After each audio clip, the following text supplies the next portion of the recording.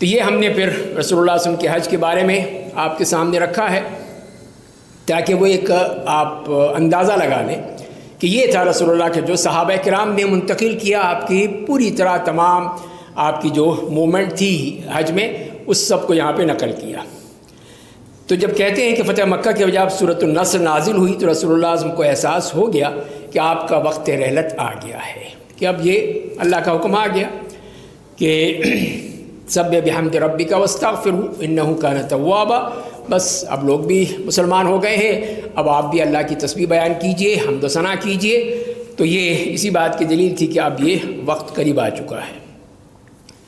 تو رسول اللہ صلی اللہ علیہ وسلم کو ہجرت فرما کر 9 سال ہو چکے تھے، اس لیے آپ ذی القعدہ 10 ہجری کو آپ نے حج کا اعلان فرما دیا تاکہ لوگ جو بھی آپ کے ساتھ جانا چاہیں تیار ہو جائیں۔ اور یہ اعلان سنتے ہی جزیرہ عرب کے طول و عرض سے مسلمانوں کا جمع غفیر رسول اللہ صلی اللہ علیہ وسلم کے حج کے شریک سفر بننے کے لیے مدینہ منورہ میں جمع ہونا شروع ہو گئے، وہاں سب آ گئے۔ اور جو فرمایا کہ تقریباً 1.25 لاکھ صحابہ کرام تھے جو پورے جزیرہ عرب سے جہاں جہاں خبر پہنچی وہاں سے وہ آ گئے اور پھر وہ مدینے میں جمع ہو گئے۔ تو 26 ذی القعدہ کو اب روز ہفتہ آپ سے نے غسل فرمایا، احرام کی چادر تہبند باندھا، ظہر کی نماز ادا فرمائی اور مدینہ منورہ سے آپ نکلے وہاں سے۔ تو یہ تو مدینے سے نکلے تھے صرف اپنے لباس میں ہی، اور ازواج مطہرات بھی آپ کے ساتھ تھیں۔ تو وہاں سے 6 میل کے فاصلے پر ذوالحلیفہ، یہ جو مدینہ منورہ کی میقات ہے، وہاں پہنچ کے پھر آپ نے نماز ادا کی۔ تو یہ ظہر کی عصر کی نماز تھی، وہ ادا کی۔ اس کے بعد پھر آپ نے نیت کی اور پھر آپ وہ احرام تو تھا ہی آپ کا ہی احرام پہنا ہوا تھا، وہاں سے آپ تشریف لے گئے۔ اور یہ وہاں پہ کچھ ٹھہرے بھی، جیسے کہ معلوم ہوتا ہے کہ دوسرے روز آپ نے وہاں پہ دوبارہ غسل فرمایا اور ام المؤمنین عائشہ رضی اللہ عنہا آپ کے جسم میں اثر پر عطر لگایا، نماز ظہر 2 رکعت فرمائی، عمرے کی نیت فرمائی اور قصوہ اونٹی پر تشریف فرما ہو گئے۔ تو یہ آپ کا وہاں سے سفر شروع ہو گیا، اور اونٹی پر تشریف رکھتے ہی پھر آپ نے وہ تلبیہ پڑھنا شروع کر دیا کہ لبیک اللہم لبیک لبیک لا شریک لک لبیک ان الحمد والنعمت لک والملک لا شریک لک۔ تو پھر مدینہ منورہ سے مکہ مکرمہ تک یہ سفر یہ 9 دن میں مکمل ہوا۔ 9 دن تھے، آپ تقریباً 5 ذی الحجہ تک وہاں پہنچتے ہیں، 4 دن اس کے ذوالقعدہ کے اور 5 دن ذوالحجہ کے۔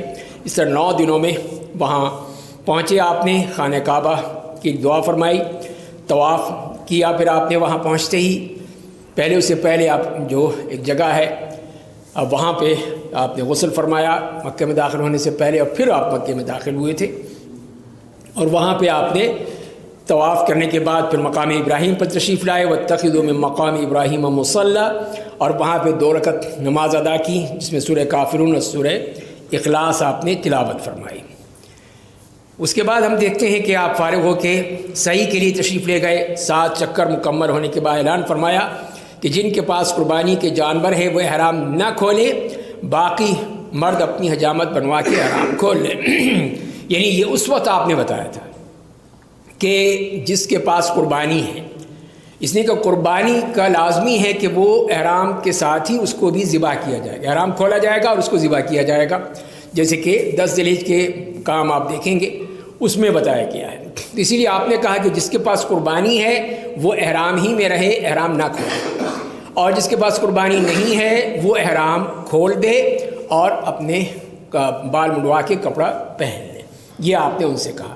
صحابہ کرام کو یہ احساس ہوا کہ ہم کیسے کھول دیں، لیکن آپ نے کہا کہ مجھے بھی اگر علم ہوتا تو میں بھی یہی کرتا، لیکن اب یہ کہ قربانی ہے میرے ساتھ، جو قربانی یمن سے لے کے آئے تھے سیدنا علی رضی اللہ تعالیٰ عنہ، اور کچھ آپ کے پاس تھیں، تو اسی لیے جیسے کہ اس میں آیا کہ 100 اونٹ تھے تو یہ وہ لے کر آئے تھے، تو اسی لیے قربانی کرنی تھی، تو وہ اب آپ احرام نہیں کھول سکتے تھے جیسے قرآن کا حکم ہے۔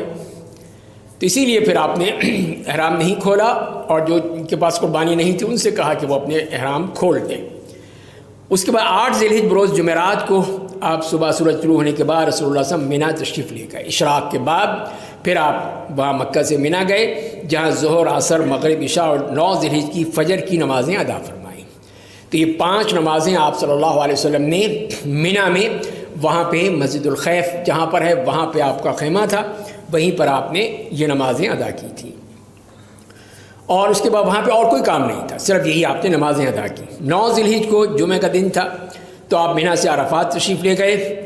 نمیرہ میں بھی ایک آپ کا خیمہ لگا دیا گیا تھا، تو وہاں پہ آپ نے خیمے میں قیام فرمایا، وہی جہاں پہ اب مسجد نمیرہ ہے۔ اور پھر زوال کے بعد پھر آپ اپنی اونٹی پر سوار ہو کر میدان عرفات میں تشریف لے آئے، اور وہاں پہ اپنا خطبہ ارشاد فرمایا۔ خطبے سے فارغ ہو کر آپ صلی اللہ علیہ وسلم نے بلال کو اذان کا حکم صادر فرمایا، اور ظہر اور عصر کی نمازیں ایک ساتھ ادا کی، قصر اور جمع کرتے ہوئے۔ تو یہ رسول اللہ کی سنت ہے، یہ یاد رکھیے گا۔ اور پھر آپ سے اپنے موقف میں تشریف لائے، یعنی اپنے خیمے میں، اور وہاں پہ آپ نے قبلہ رخ کھڑے ہو کر دیر تک دعائیں فرمائیں۔ اس کے بعد پھر دیکھتے ہیں کہ جب سورج ڈھلنے لگا تو چلنے کی تیاری کی۔ اسامہ ابن زید کو اپنے اونٹ پر پیچھے بٹھایا۔ مزدلفہ پہنچ کر پھر وہاں پہ مغرب اور عشاء کی نمازیں ایک اذان اور 2 اقامتوں کے ساتھ وہاں پہ ادا کی گئی، کہ وہاں پہ بھی مغرب عرفات میں نہیں ادا کیا آپ نے، مغرب وہاں جا کے ادا کی، مزدلفہ میں مغرب بھی اور پھر عشاء بھی، اس لیے کہ عشاء کا وقت ہو چکا تھا۔ اور رات آرام فرمانے کے بعد پھر آپ نے آرام فرمایا، تہجد بھی نہیں پڑھا بلکہ آرام فرمایا، اور نماز فجر پڑھنے کے بعد سورج نکلنے سے پہلے آپ سب مینا واپس تشریف لے آئے۔ اور اس وقت فضل ابن عباس آپ کے ساتھ اونٹی پر سوار تھے، تو وادی خر میں ابن عباس کو حکم دیا کہ مجھے کنکریاں چن دو۔ ان سے کہا، پھر جمرہ عقبہ وہاں پہ کنکریاں چنی گئیں، صرف اگلے دن کی تھی، یعنی اس دن جو آپ نے کنکریاں مارنی تھی جمرہ عقبہ کی، وہ آپ نے لی۔ یہ نہیں ہے کہ پوری 70 کنکریاں جو ہے وہیں سے آپ گننا شروع کر دیں، اسی کی آپ کو فکر ہو جائے، اس کی ضرورت نہیں ہے۔ مینا میں بھی کنکریاں مل جاتی ہیں، تو وہاں سے آپ پہنچے ہیں پھر جمرہ عقبہ، وہاں پہ اس کو کنکریاں ماری آپ نے، اور اس کے بعد پھر مینا میں تشریف لے آئے اپنے خیمے میں، اور وہاں پہ آپ نے اپنے اونٹوں کی قربانی دی، جس میں 63 اونٹ آپ نے خود اپنے دست مبارک سے نحر فرمائے، اور باقی 37 سیدنا علی رضی اللہ تعالیٰ عنہ نے نحر فرمائے۔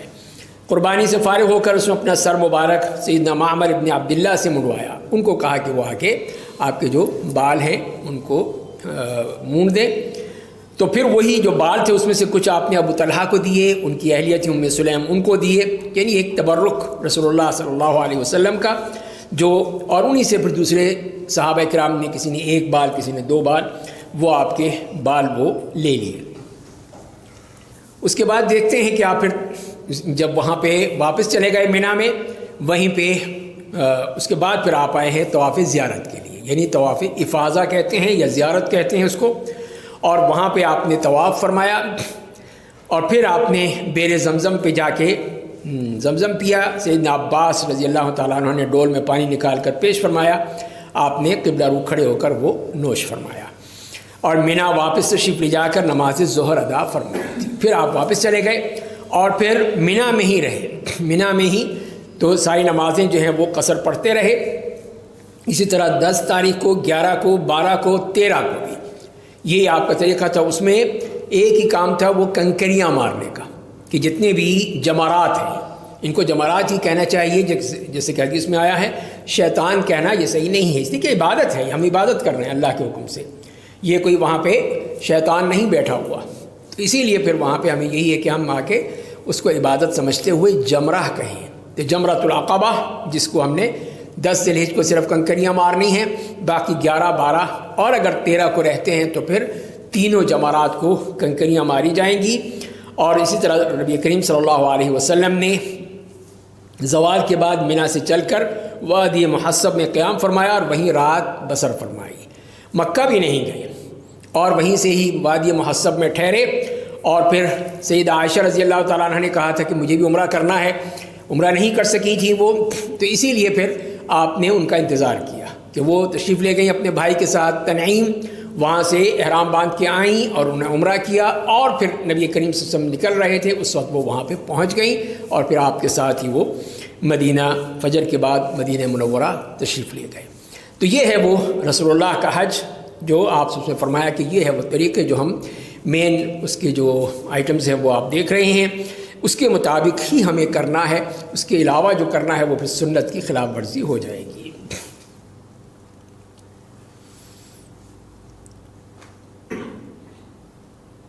حج کے بارے میں قرآن کریم میں جو فرمایا گیا کہ الحج اشہر معلومات، فمن فرض فيهن الحج فلا رفث ولا فسوق ولا جدال في الحج وما تفعلوا من خير يعلمه الله وتزودوا فإن خير الزاد التقوى واتقون يا أولي الألباب. کہ حج کے مہینے شوال، ذوالقعدہ اور ذی الحجہ یعنی 3 مہینے معلوم ہیں، تو جو بھی ان مہینوں میں حج کی نیت کرے تو حج کے دنوں میں نہ عورتوں سے اختلاط کرے، نہ کوئی برا کام کرے، نہ کسی سے جھگڑے، اور جو نیک کام تم کرو گے وہ اللہ تعالیٰ کو معلوم ہو جائے گا. اور زاد راہ یعنی راستے کا خرچ ساتھ لے جاؤ، کیونکہ بہترین زاد راہ پرہیزگاری ہے. اور اے اہل عقل مجھ سے ڈرتے رہو. تو اس طرح اللہ تعالیٰ نے حج کے بارے میں یہ بتا دیا کہ یہ 3 مہینے ہیں، اس کے اندر ہی حج ہوگا، اس کے علاوہ نہیں. مطلب یہ ہے کہ اگر آپ شوال میں عمرہ کرتے ہیں حج کے ساتھ، کہ حج کرنا ہے آپ کو، تو پھر آپ اس عمرہ کرنے کے بعد پھر وہیں رہیں گے. شوال بھی، ذوالقعدہ بھی، ذی الحجہ میں پھر آپ حج کریں گے. لیکن یہ اشہر الحرم ہے، تو اسی لیے پھر آپ ان تینوں مہینوں میں آپ عمرہ پہلے کر سکتے ہیں اگر آپ کرنا چاہتے ہیں حج. تو اسی لیے پھر ان کو 3 مہینے کی اس میں وہ ٹائم رکھا گیا ہے، اس کے اندر اندر آپ نے یہ کرنا ہے. اور اسی میں پھر یہ بھی جو حدیث آتی ہے جس میں رسول اللہ صلی اللہ علیہ وسلم نے ارشاد فرمایا ہے کہ اسلام کا قلعہ یا اسلام کی عمارت 5 ستونوں پر بنائی گئی ہے. پہلی بات تو یہ ہے کہ اس بات کی شہادت دینا کہ اللہ کے سوا کوئی عبادت کے لائق نہیں ہے اور محمد صلی اللہ علیہ وسلم اللہ کے آخری رسول ہیں.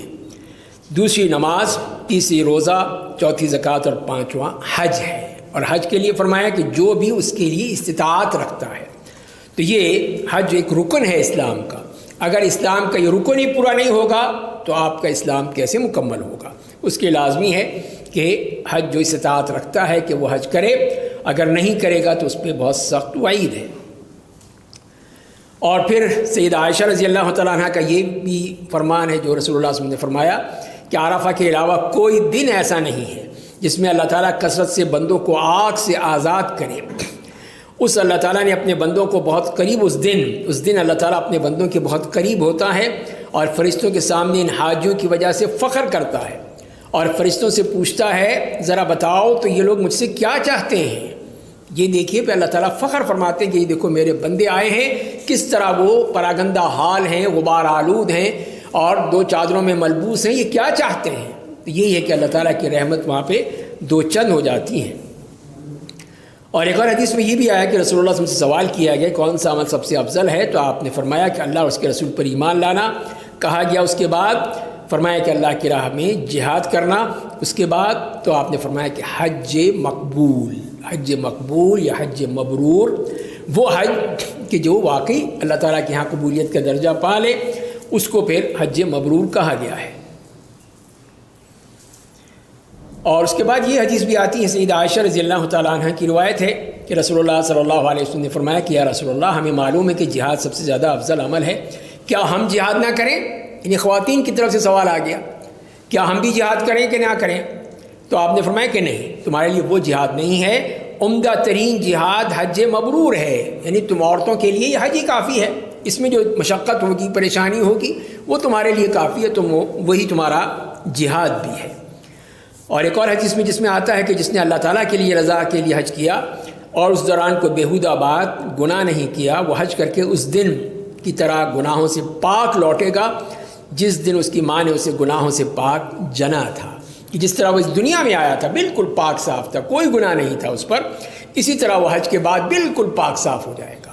تو وہ جو پاکیزگی آپ حاصل کریں گے، طہارت حاصل کریں گے، اس کو پھر برقرار رکھنا ہے. وہ ایک دولت ہے جو کہ مل گئی، آپ کے سارے گناہ معاف ہو گئے. اب جو آپ آئیں گے واپس تو پھر اپنی اس خزانے کی حفاظت کرنی ہے کہ کہیں وہ پھر اسی طرح نہ ہو جائے جیسے کہ حج سے پہلے تھا. حج کے مہینے اور ایام کی جیسے ابھی بات کی ہم نے اس حدیث کے حوالے سے، قرآن کریم کے حوالے سے بھی، تو اس سے آپ دیکھ لیجئے کہ اس میں یہی حج کے مہینے کہ شوال، ذی القعدہ اور ذی الحجہ، یہ حج کے 3 مہینے ہیں اور اسی میں حج ہوتا ہے. اور ایام حج جو ہیں وہ یہ ہیں کہ 8 ذی الحجہ یوم ترویہ کہلاتا ہے جبکہ آپ منی میں ٹھہرتے ہیں. 9 ذی الحجہ یوم عرفہ ہے جس دن آپ عرفات تشریف لے جاتے ہیں، رکن اعظم ہے حج کا. 10 ذی الحجہ جبکہ آپ واپس آتے ہیں منی میں، یوم نحر ہے، وہاں پہ عید الاضحیٰ بھی اسی دن ہوتی ہے، لیکن حاجیوں کے لیے کوئی عید وید نہیں ہے، کوئی عید کی نماز نہیں پڑھنی، کوئی قربانی نہیں کرنی، وہ والی حج کی کرنی ہے، عید کی نہیں کوئی کرنی ہے آپ نے، تو وہ ہے یوم النحر۔ پھر اس کے بعد 3 دن ایام تشریق ہیں کہ 11 ذی الحجہ کو پہلا دن ہے، اور 12 ذی الحجہ کو دوسرا، اور تیسرا جو دن ہے وہ آپشنل ہے، اگر آپ چاہیں تو ٹھہریں، چاہیں تو چلے جائیں۔ تو یہ اس طرح یہ 6 دن یا 5 دن یہ آپ کے منا کے دن ہیں، یہ ایام حج کہلاتے ہیں۔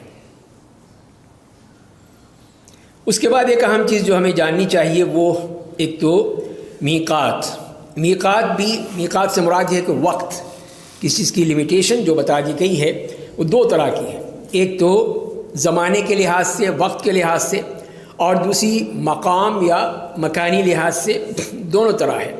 تو زمانی میقات تو آپ نے سن لیا کہ وہ یہ 3 مہینے ہیں، اس کے اندر شوال، ذوالقعدہ اور ذی الحجہ یہ ہیں وہ جسے قرآن کریم میں بھی بتایا گیا۔ باقی جو ہے وہ مقامات کے لحاظ سے وہ نبی کریم صلی اللہ علیہ وسلم نے مقرر کر دیے ہیں، اب ہم نہیں اس کو بدل سکتے، ہمارے لیے جائز نہیں ہوگا کہ ہم اس میں کوئی رد و بدل کریں کہ نہیں جدے سے کر لو کوئی حرج نہیں، جدے سے احرام باندھ لو، بھئی رسول اللہ نہیں کیا تو ہم کیسے کہہ سکتے ہیں، وہ وہی ہوگا جو۔ تو اس میں پھر یہ وہ مکانی میقات ہیں کہ یہ مقامات مقرر ہیں جو رسول اللہ نے مقرر کیے ہیں، اللہ تعالیٰ کے حکم سے ظاہر ہے کیے ہیں پھر، اور اس میں یہ جو بھی شخص آنا چاہتا ہے حج کے لیے یا عمرے کے لیے تو اس کے لیے لازمی ہے کہ وہ پھر احرام باندھ کر آئے گا، احرام کے بغیر نہیں آئے گا۔ کوئی اور مقصد ہے تو ٹھیک ہے، پھر تو آ سکتا ہے کپڑے پہن کے، یعنی کوئی تجارت کرنی ہے، کاروبار کرنی ہے، کوئی میٹنگ ہے، کسی سے ملنا ہے، کوئی اور مسئلہ ہے تو اس کے لیے تو جائز ہوگا، اس لیے کہ نبی کریم صلی اللہ علیہ وسلم یہی فرمایا ہے کہ جو بھی حج اور عمرے کی نیت سے آتا ہے اس کے لیے لازمی ہے کہ وہ احرام باندھ کر آئے، احرام کے بغیر وہ یہاں سے گزرے گا تو اس پہ دم لازم ہو جائے گا۔ تو یہ ہے جیسے کہ ابھی مزید تفصیل یہاں پہ دیکھیے، یہ تو وہ حدیث ہے جس میں رسول اللہ صلی اللہ علیہ وسلم کا حکم نظر آتا ہے کہ آپ نے یہ فرمایا کہ اہل مدینہ کے لیے ذوالحلیفہ، اہل شام کے لیے جحفہ، اہل نجد کے لیے قرن منازل اور اہل یمن کے لیے یلملم کو مقرر کیا۔ اور پھر آپ نے یہ فرمایا یہ ان کے لیے میقات ہے اور ان کے لیے جو دوسرے مقامات سے حج و عمرہ کے ارادے سے آئیں، تو یہاں دیکھ لیے حج و عمرہ کے ارادے سے آئیں، اس کا مطلب یہ کہ اس کے علاوہ کوئی ہے تو اس کے لیے حکم نہیں ہے یہ۔ اور جو ان میقاتوں کے اندر رہنے والے ہیں، جو میقات اور مکے کے درمیان رہنے والے لوگ ہیں وہ وہیں سے احرام باندھیں گے جہاں پہ وہ ہیں، اور وہ وہیں سے احرام باندھیں جہاں سے چلا ہے، یہاں تک کہ اہل مکہ ہی سے احرام باندھ لیں، ان کے لیے یہ ضرورت نہیں ہے کہ وہ جائیں باہر جا کے احرام باندھ کے آئیں، نہیں وہ وہیں سے باندھ لیں گے اپنے گھروں سے۔ تو یہ رسول اللہ کا فرمان اس میں آ گیا۔ تو اب یہ مواقیت یہ ہیں وہ جو آپ دیکھ رہے ہیں اپنے سامنے۔ تو اس میں سب سے پہلے جو اوپر ذوالحلیفہ سب سے دور ہے، یہ تقریباً 300 کلومیٹر سے زائد جو ہے مکے سے سب سے دور ہے، یا 450 کلومیٹر لکھا ہے اس میں۔ تو یہ ہے مدینے سے آنے والوں کے لیے۔ تو مدینے سے جو بھی آئے گا وہ لازمی، اس لیے کہ اب جو فلائٹ جو جلدی جاتی ہیں وہ سیدھے مدینے جاتی ہیں، ہو سکتا ہے آپ حضرات کی بھی بعض کی فلائٹ مدینے سے ہو، سیدھے مدینے جائیں گے تو احرام نہیں باندھیں گے، کوئی احرام کی ضرورت نہیں ہے ابھی آپ کو، تو آپ مدینے میں رہیں گے جتنا بھی آپ کا اسٹے ہے، پھر وہاں سے جب نکلیں گے تو ذوالحلیفہ کے اس مقام پہ بیرالی جسے کہتے ہیں، وہاں پہ آپ وہ احرام پہن کے نیت کریں گے، حج کی نیت کریں گے۔ تو اسی لیے پھر جو مدینے جانے والے ہیں ان کو کوئی ضرورت نہیں ہے کہ وہ احرام باندھ کے نکلیں، اس لیے کہ وہ تو مکے والوں کے لیے جو جدہ جا رہے ہیں فلائٹیں، ان کے لیے ہے کہ وہ احرام باندھ کے بیٹھیں تاکہ وہ جب میقات آئے تو وہاں سے نیت کر لیں۔ تو یہ اسی طرح پھر آپ جتنی بھی وہ لوگ آتے ہیں اس جو بری راستوں سے آتے ہیں، تو جتنے بھی جیسے کہ شام ہے، اردن ہے، ترکیہ ہے، وہاں کی جتنی بھی اب وہ بسیں آتی ہیں سب وہ مدینہ سے ہو کے آتی ہیں، تو وہ لوگ سب آ کے ذوالحلیفہ پہ احرام باندھتے ہیں۔ اور دوسرا جو ہے پھر وہ ذات و عرق، تو یہاں عراق سے آنے والوں کے لیے ہے، 94 کلومیٹر ہے مکے سے۔ پھر قرن المنازل نجد سے آنے والوں کے لیے، تو اس طرح جو خلیج کے لوگ آتے ہیں اور نجد سے آتے ہیں، ریاض وغیرہ، یمامہ، دمام اور اس علاقوں سے، وہ پھر یہ قرن المنازل پہ احرام باندھتے ہیں، ان کا احرام وہاں سے ہوتا ہے اور پھر وہ مکہ آ جاتے ہیں۔ یہ 75 کلومیٹر ہے۔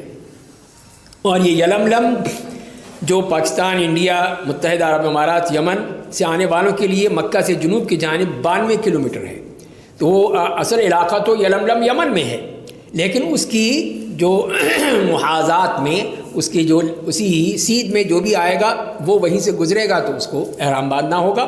جیسے کہ ہم لوگ جاتے ہیں یہاں سے پاکستان سے، اور اسی طرح پورا اس علاقے کے ان کے لیے پھر وہی ہے یلملم کے، اور جو اس کے محاذات میں جو جگہ بنتی ہے تو وہ آپ کو فلائٹ میں بتا دیا جاتا ہے. فلائٹ میں پائلٹ آپ کو اس سے پہلے بتائے گا کہ اب ہم اتنے منٹ کے بعد ہم میقات سے گزریں گے.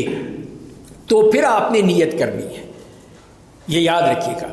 ایئرپورٹ سے نہیں کرنی، گھر سے نہیں کرنی، جہاز میں بیٹھتے ہوئے نہیں کرنی، وہاں سے کرنی. نیت تو وہاں سے ہوگی، وہ آپ کا حج سفر شروع ہو جائے گا، وہاں سے آپ کو پر پابندیاں شروع ہو جائیں گی.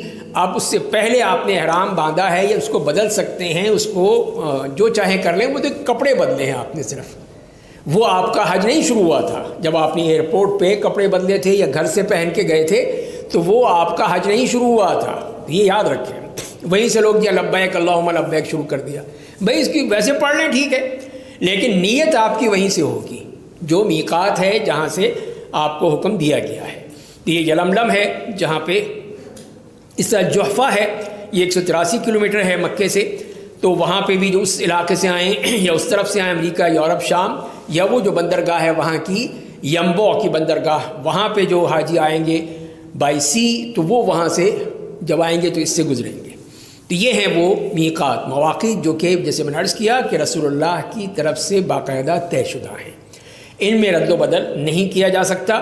اب جس کو جہاں پہ اب وہ باقاعدہ روڈز بن گئی ہیں، ہائی ویز بن گئی ہیں، تو وہاں پہ اسی پہ لوگ آتے ہیں.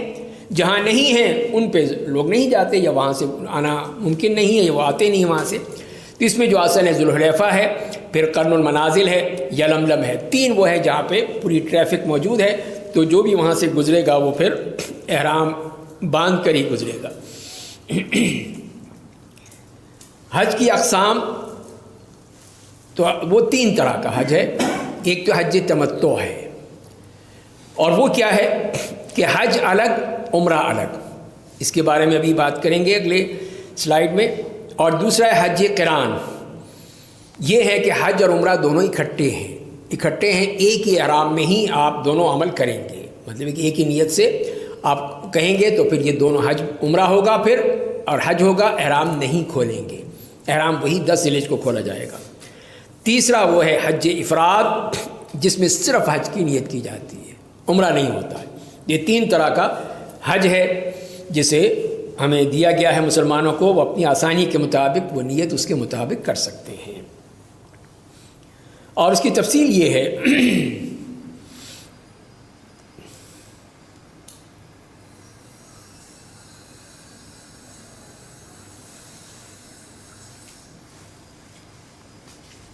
تفصیل کیوں نہیں آ رہی؟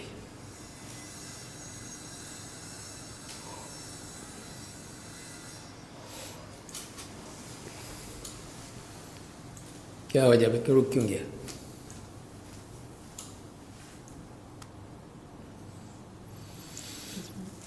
تو یہاں پہ جو ہے حج کی اقسام کی تفصیل.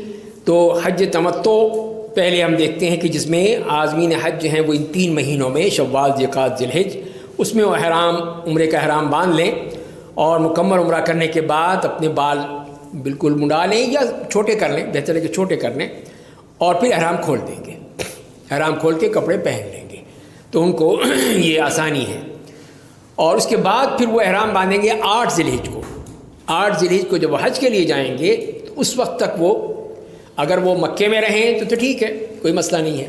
اگر وہ مدینہ چلے جائیں تو پھر جب واپس آئیں گے تو پھر وہ عمرہ کر کے ہی آئیں گے.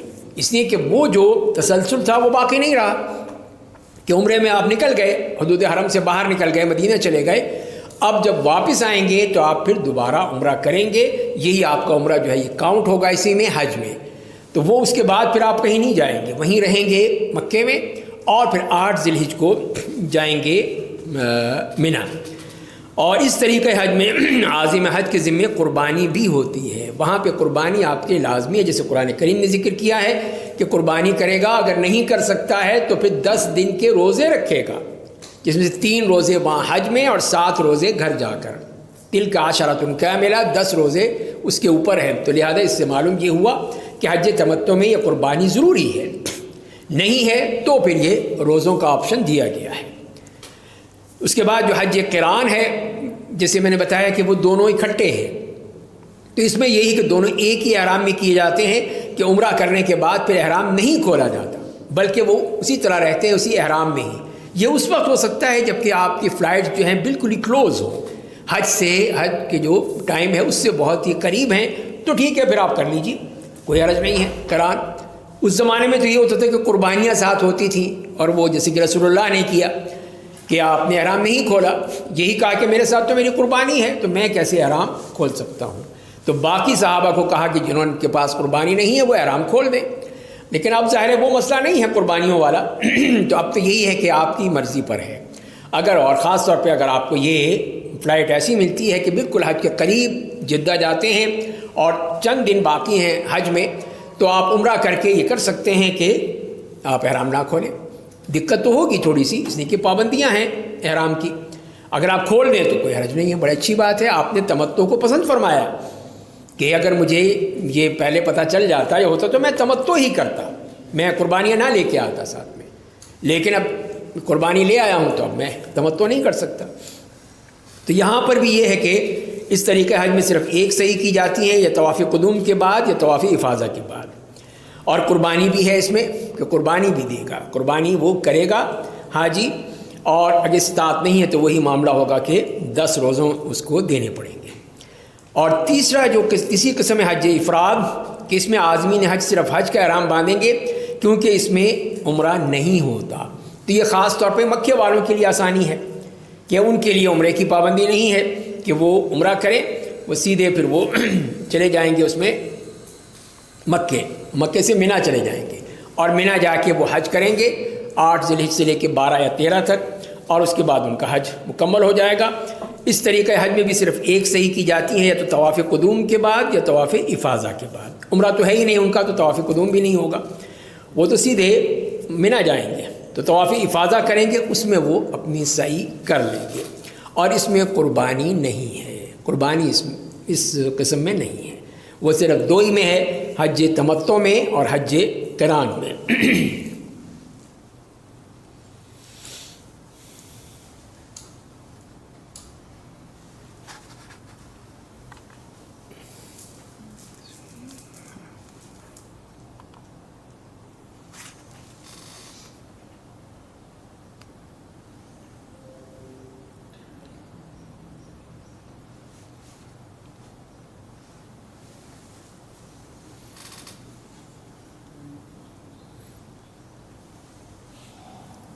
ایک چیز جسے ہم نے اشارہ کیا ہے وہ یہ بتانے کے لیے اپنے تمام احباب کو، خواتین ہوں یا حضرات ہوں، کہ یہ چیز صحیح نہیں ہے جو ہم لوگ کرتے ہیں کہ اپنی عبادت کی ایک طرح سے تشہیر کر رہے ہیں. کہ وہ سیلفی ہم دیکھتا ہوں میں کتنے ہی فیس بک پہ ڈال رہا ہے، کوئی واٹس ایپ پہ ڈال رہا ہے کہ یہ جی خانہ کعبہ کے سامنے بیٹھے ہوئے ہیں، کھڑے ہوئے ہیں، لیٹے ہوئے ہیں، تو یہ اپنی سیلفیاں بھیج رہے ہیں. بھئی آپ نے یہ کیا کر دیا کہ جتنے لاکھوں روپے خرچ کر کے آپ جا رہے ہیں وہ سب ختم ہو گئے. اس لیے کہ ریاکاری ہو گئی، دکھاوا ہو گیا نا. کسی نے کہا بھی کہ بھئی یہ کیوں کر رہے ہو، کہ کیسے پتہ چلے گا لوگوں کو کہ ہم نے حج کیا ہے، عمرہ کیا ہے. بھئی اس لیے کر رہے ہو تم، دکھانے کے لیے لوگوں کو کہ میں حاجی صاحب ہوں، حاجی کہو مجھے. کتنی غلط بات ہے یہ. اسی لیے پھر یہ سیلفیاں بنانا، یہ کرنا، یہ کسی طور پہ بھی جائز نہیں ہے. کہ جتنا آپ کا وہ حج آپ کی حد تک رہے اتنا ہی اچھا ہے. اس کی تشہیر نہیں ہونی چاہیے کہ لوگوں کے سامنے آپ بتائیں. اس لیے کہ جیسے کہا گیا کہ اللہ تعالیٰ اس دن یہی کہے گا کہ تم نے جس کے لیے کیا تھا اس کے پاس جاؤ، میرے پاس کیا لینے آئے ہو، میرے پاس تو کچھ نہیں تمہارا، میرے لیے کیا ہی نہیں تم نے تو لوگوں کو دکھانے کے لیے کیا تھا کہ وہاں سے جی لائیو براڈ کاسٹ ہو رہا ہے، یا وہاں سے اس کی پوری مووی بن رہی ہے کہ وہ جو دکھائی جائے گی پورے خاندان میں. اس کی کیا ضرورت ہے؟ یہی چیز جو ہے پھر انسان کے اس پورے عمل کو برباد کر دیتا ہے. جو کچھ بھی اس نے کیا تھا اللہ تعالیٰ اس کے منہ پر مارتا ہے کہ جب تو نے میرے لیے کیا ہی نہیں ہے تو میں کیا دوں تجھے. تو دیکھیے کتنا بڑا نقصان ہے کہ آپ کے جو لاکھوں روپے آج کل تو اتنا مہنگا ہو گیا ہے وہ سب برباد ہو گئے. تو اسی لیے پھر اس بات کا خیال رکھیں کہ کہ اپنے حج کو خالص اللہ کے لیے کر دیں، اس میں کوئی بھی چیز جو ہے وہ دنیا والوں کے لیے نہ ہو، نہ بتانے کی ضرورت ہے، نہ اشتہار دینے کی، نہ تشہیر کرنے کی. آپ اللہ کے لیے کر رہے ہیں کوئی کام. جیسے نماز پڑھتے ہیں اللہ کے لیے پڑھتے ہیں، آپ کو اشتہار نہیں دیتے لوگوں کو بتاتے کہ میں نماز پڑھتا ہوں یا میں نے روزے رکھے ہیں یا میں نے یہ کیا ہے وہ کیا، اس کی ضرورت ہی نہیں ہے. پھر زیادہ راہ کیا ہونا چاہیے؟ تو پہلے تو ہے کہ ڈاکٹر کی تجویز کردہ ادویہ جو آپ کی کوئی تکلیف ہے، بیماری ہے، تو وہ رکھ لیں، آپ اس کو پیک کر لیں کسی اس میں اوریجنل لے کے، اور اگر اس کے نسخے ہیں تو بھی ساتھ رکھ لیں، اگر وہ دوبارہ خریدنی پڑے تو خریدی جا سکتی ہیں وہاں پر. باقی اس کے علاوہ بھی جو دوائیں آپ استعمال کرتے ہیں ان کے علاوہ بھی ڈائریا ہے، کھانسی، نزلہ زکام، گلے کی خراش عموماً ہو جاتی ہے، بخار ہے، سر اور جسمانی درد وغیرہ ہے، موچ ہے، ان تمام چیزوں کے لیے بھی کوئی نہ کوئی جو علاج کی چیزیں ہیں وہ رکھ لیجئے. تو یہ اوریجنل پیکنگ میں ہوں تو اچھی بات ہے، ان کو ایک الگ سے باکس میں یا ڈبے میں رکھ کے وہ آپ رکھ لیجئے کہ آپ کی ضرورت کے وقت فوراً اس کو لے سکیں، دیکھ سکیں. دوسری یہ حج بیلٹ ہے. یہ حج بیلٹ بھی یہ بھی حج کے لیے ضروری ہے احرام کے اوپر، اس لیے کہ احرام ہمیشہ تو بنا رہے گا 5 دن، جیسے کہ عمرے میں بھی آپ پھر کھول دیں گے، لیکن پھر 8، 9 اور 10 یہ تو لازمی ہے، 3 دن تو آپ نے پہننے ہیں حج احرام میں. تو جن کو عادت نہیں ہے تہبند باندھنے کی ان کے لیے مشکل ہوتی ہے، جو عادی ہیں وہ تو ان کے لیے کوئی مسئلہ نہیں ہوتا، تو اس کے لیے پھر بیلٹ وہ لیں گے. لیکن یہ یاد رکھیں جو چمڑے کی بیلٹ ہے وہ لیجئے گا، چمڑے کی، نائلون کی نہیں. نائلون کی جو ہے وہ کھسک کے پھر وہ ڈھیلی ہو جاتی ہے، پھر آپ کو باندھنی پڑے گی، بار بار آپ کو سنبھالنا پڑے گا. تو یہ یاد رکھیں کہ نائلون والی نہیں بلکہ جو چمڑے کی مل جاتی ہیں، یہاں پہ اسٹور موجود ہیں بعض جگہوں پہ، تو ان سے معلوم کر لیں جو چمڑے والی ہے وہ لیں، جس کے اندر وہ بکل ہوتا ہے، بکل اس کے اندر وہ چیز وہ اچھی رہتی ہے. جو باقی جو پلاسٹک کے ہیں، کئی دفعہ میں نے دیکھا پلاسٹک ہی ٹوٹ جاتا ہے اس کا، جی ہاں، وہ اور پھر خطرناک ہے کہ وہ بیلٹ ہی کھل جائے پھر آپ کی، تو پریشانی تو ہوگی نا پھر آپ کو. اسی لیے بھی اس کا خیال رکھیں.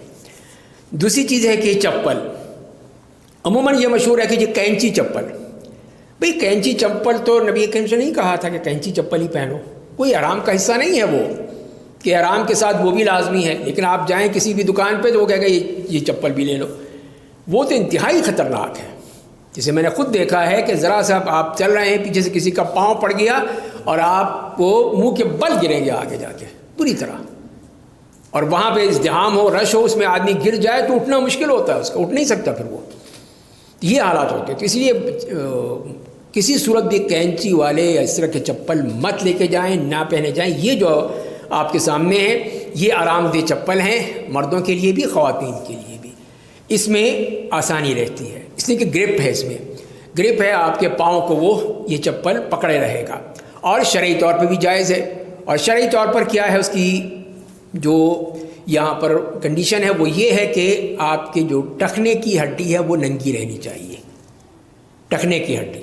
اس لیے کہ نبی کریم صلی اللہ علیہ وسلم یہی فرمایا ہے کہ اگر کسی کے پاس جوتا نہیں، چپل نہیں ہے، تو اپنا جو خف ہے یعنی جو موزہ ہے چمڑے کا، اس کو یہاں سے گھٹنے کی جہاں سے وہاں سے کاٹ لے اور پھر پہن لے، اس کے لیے آسانی فرما دی. تو مطلب یہ ہے کہ گھٹنے کی ہڈی جو ہے ہماری جو دونوں ہڈیاں دائیں بائیں 2 ہڈیاں ہیں یہ ننگی ہونی چاہیے، ان کو ننگا ہونا چاہیے، اس کے اوپر کوئی چیز اس کو نہ چھپائے. تو وہ چیز وہ چپل جائز ہے آپ کے لیے، چپل ہو یا یہ سینڈل جیسے میں نے بتایا آپ کو.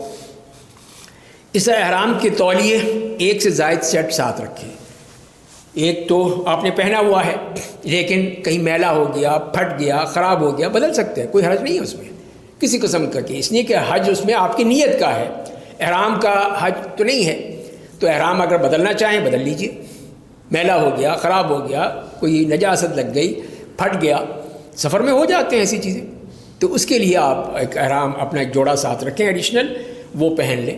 دوسرا جو ہے اس کو جا کے پھر مکے جا کے دھو لیں، پھر حج میں آپ کے کام آ جائے گا، وہاں ضرورت پڑ گئی تو آپ کو. تو اسی لیے ایک جوڑا ساتھ میں رکھیں. پھر سیفٹی پنز وغیرہ وہ بھی کسی ضرورت بھی پڑ سکتی ہے، کبھی احرام کو ہی کہیں پھٹ جائے تو آپ اس کو وہیں پہ پن لگا لیں. تو اس میں آسانی چیزیں آپ کے ساتھ ہونی چاہیے. مزید چیزیں جو ہیں وہ اس میں جوتوں کے لیے یہ ڈوری والا بیگ ہے، چھوٹا لے لیں جس میں جوتا ہے وہ رکھ لیں. اور سفری بچھونا کہ سفر میں ایک میٹ یا چٹائی جو بھی چیز ایسی ہو وہ مزدلفہ میں کام آئے گی آپ کو۔ عرفات میں تو ہوگا آپ کے انتظام، وہاں پہ خیمے میں کوئی نہ کوئی چیز بچھی ہوئی ہوگی، اگر نہ ہو تو آپ کے پاس پہلے سے موجود ہونی چاہیے، ساتھ لے کے جائیں۔ جب مینا سے جائیں تو سارا سامان مت لے کے جائیے گا، جو ضروری ہے صرف وہاں پہ وہ لے کے جائیے گا، اور وہ عرفات میں بھی آپ کے کام آ جائے گا۔ پھر مزدلفہ میں بھی یہ میٹ کام آئے گا آپ کو اس پہ لیٹنے کے لیے، نماز وغیرہ پڑھنے کے لیے۔ اسی طرح یہ ہوا کا بھرا ہوا تکیہ ہے، جو بھی آپ پسند کریں، یہ لے لیں تو ہلکا ہوگا، روئی کا ہے وہ لے لیں۔ پھر گلے میں ٹانگنے والا پرس ہے کہ جس میں وہاں جو آپ کو حج میں مختلف کارڈ دیے جائیں گے آپ کی آئیڈینٹیفیکیشن کے لیے، وہ آپ اس میں رکھ سکتے ہیں، یا اور بھی اپنی چیزیں ہیں کوئی جو وہ رکھنا چاہیں وہ رکھ سکتے ہیں، تو یہ آپ وہ پرس لے سکتے ہیں۔ اور رات کے لیے سفری کمبل یا موٹی چادر۔ ابھی تو جون کا مہینہ ہے، گرمی ہوگی تو اس میں کتنی ضرورت نہیں ہوگی کہ گرم چادر لے جائیں، بلکہ ایک ہلکی چادر رکھ لیں۔ مزدلفہ میں رات وہیں گزارنی ہے اپنے کھلی جگہ پہ، تو وہاں آپ کو ضرورت پڑے تو پھر آپ اس کو استعمال کر سکتے ہیں۔ یہ آپ کوئی کمبل کی ضرورت نہیں ہے، بلکہ ایک ہلکی چادر جو ہے وہ رکھنا کافی ہوگا کہ وہ احرام کے ساتھ وہ بھی آپ اوڑھ لیں اگر آپ کو ٹھنڈ محسوس ہو رہی ہے تو۔ باقی اور کہیں ضرورت نہیں پڑے گی، اس لیے کہ باقی تو آپ بلڈنگز میں ہوں گے، ہوٹلز میں ہوں گے تو کوئی مسئلہ نہیں ہوگا۔ کہ احرام کی تیاری جو ہے وہ اس کے سلسلے میں یہ ہدایات ہیں کہ اپنے ہاتھ اور پیروں کے ناخن کاٹ لیں اس عرصے میں، موقع ملے یا نہ ملے، پہلے ہی پوری طرح جسم کی صفائی ہے، اپنے بال وغیرہ جو ہیں ان کو صاف کر لیں، اور پھر غسل کر لیں۔ جو مرد حضرات ہیں اپنے جسم، بالوں، داڑھی پر خوشبو لگا سکتے ہیں، اور کپڑوں پہ نہیں، کپڑوں پہ خوشبو نہیں لگے گی، جسم میں لگا لیں تو اس میں کوئی حرج نہیں ہے، رسول اللہ کی سنت ہے۔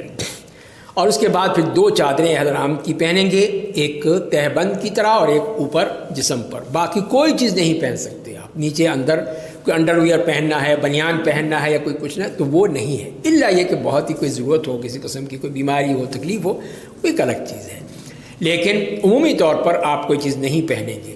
خواتین اپنے عام استعمال کے لیے کپڑے پہنیں گے، ان کے لیے بھی کوئی رنگ مخصوص نہیں ہے، مردوں کے لیے جیسے سفید چادریں ہیں، لیکن خواتین کے لیے کوئی سفید کپڑے نہیں ہیں کہ وہ بھی سفید کپڑے پہنیں، نہیں، جو اپنے کپڑے عام پہنتی ہیں وہ پہن لیں، کوئی لباس یا کوئی رنگ ان کے لیے مخصوص نہیں ہے۔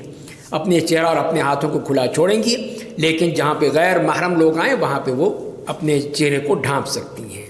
احرام کے لیے کوئی نماز مخصوص نہیں ہے کہ لازمی نہیں کہ 2 رکعت پڑھ کے ہی آپ احرام باندھیں، نماز کے ساتھ آپ کر لیتے ہیں، نماز کا وقت آ گیا، آپ نے نماز پڑھی، اس کے بعد احرام باندھ لیا، یہی وہ طریقہ ہے جو رسول اللہ صلی اللہ علیہ وسلم نے کیا تھا۔ لیکن اس کے لیے مخصوص نماز نہیں ہے کہ آپ 2 رکعت پڑھیں تو پھر احرام باندھیں، ایسی کوئی بات نہیں ہے۔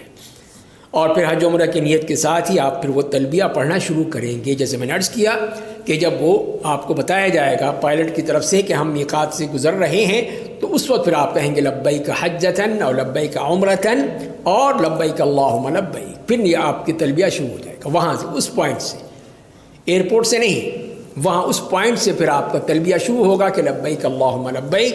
وہ پھر آپ پورے جوش و خروش سے پڑھیں گے، ہر شخص اپنا پڑھے گا، حتیٰ کہ خواتین بھی پڑھیں گی، لیکن وہ زور زور سے نہیں، اس حد تک وہ اپنے حد تک جو آواز سن سکیں اس میں وہ کریں گی۔ تو یہ میقات سے ہوگا شروع، جیسے میں نے عرض کیا کہ میقات سے یہ سلسلہ شروع ہوگا تلبیہ پڑھنے کا، کہ اس کی جو آپ نے تیاری کر لی ہے اس کے مطابق۔ احرام میں جو جائز امور ہیں ان کے حوالے سے چھتری، کار کی چھت، خیمے کی چھت کے نیچے بیٹھنے میں کوئی حرج نہیں ہے۔ بعض لوگ اس طرح کرتے ہیں، ان کے ہاں ہے، لیکن ہمارے یہاں اہل سنت والجماعت کے نزدیک اس قسم کی کوئی شرط نہیں ہے۔ رسول اللہ نے خیمے میں بیٹھے ہیں اور سایہ میں بیٹھے ہیں، اس لیے جائز ہے۔ اپنے دستی سامان کو اپنے سر کے اوپر رکھنے یا پیٹھ کے پیچھے ٹانگنے میں بھی کوئی حرج نہیں ہے۔ آپ نے جو بیگ ہے عموماً پیچھے ٹانگ لیتے ہیں، کوئی بات نہیں، کر سکتے ہیں، اپنی ضروری چیزیں اس میں رکھ لیں۔ اور سر پہ رکھنا چاہیں، کوئی بڑا سامان ہے سر پہ رکھ لیا، اس میں بھی کوئی حرج نہیں ہے۔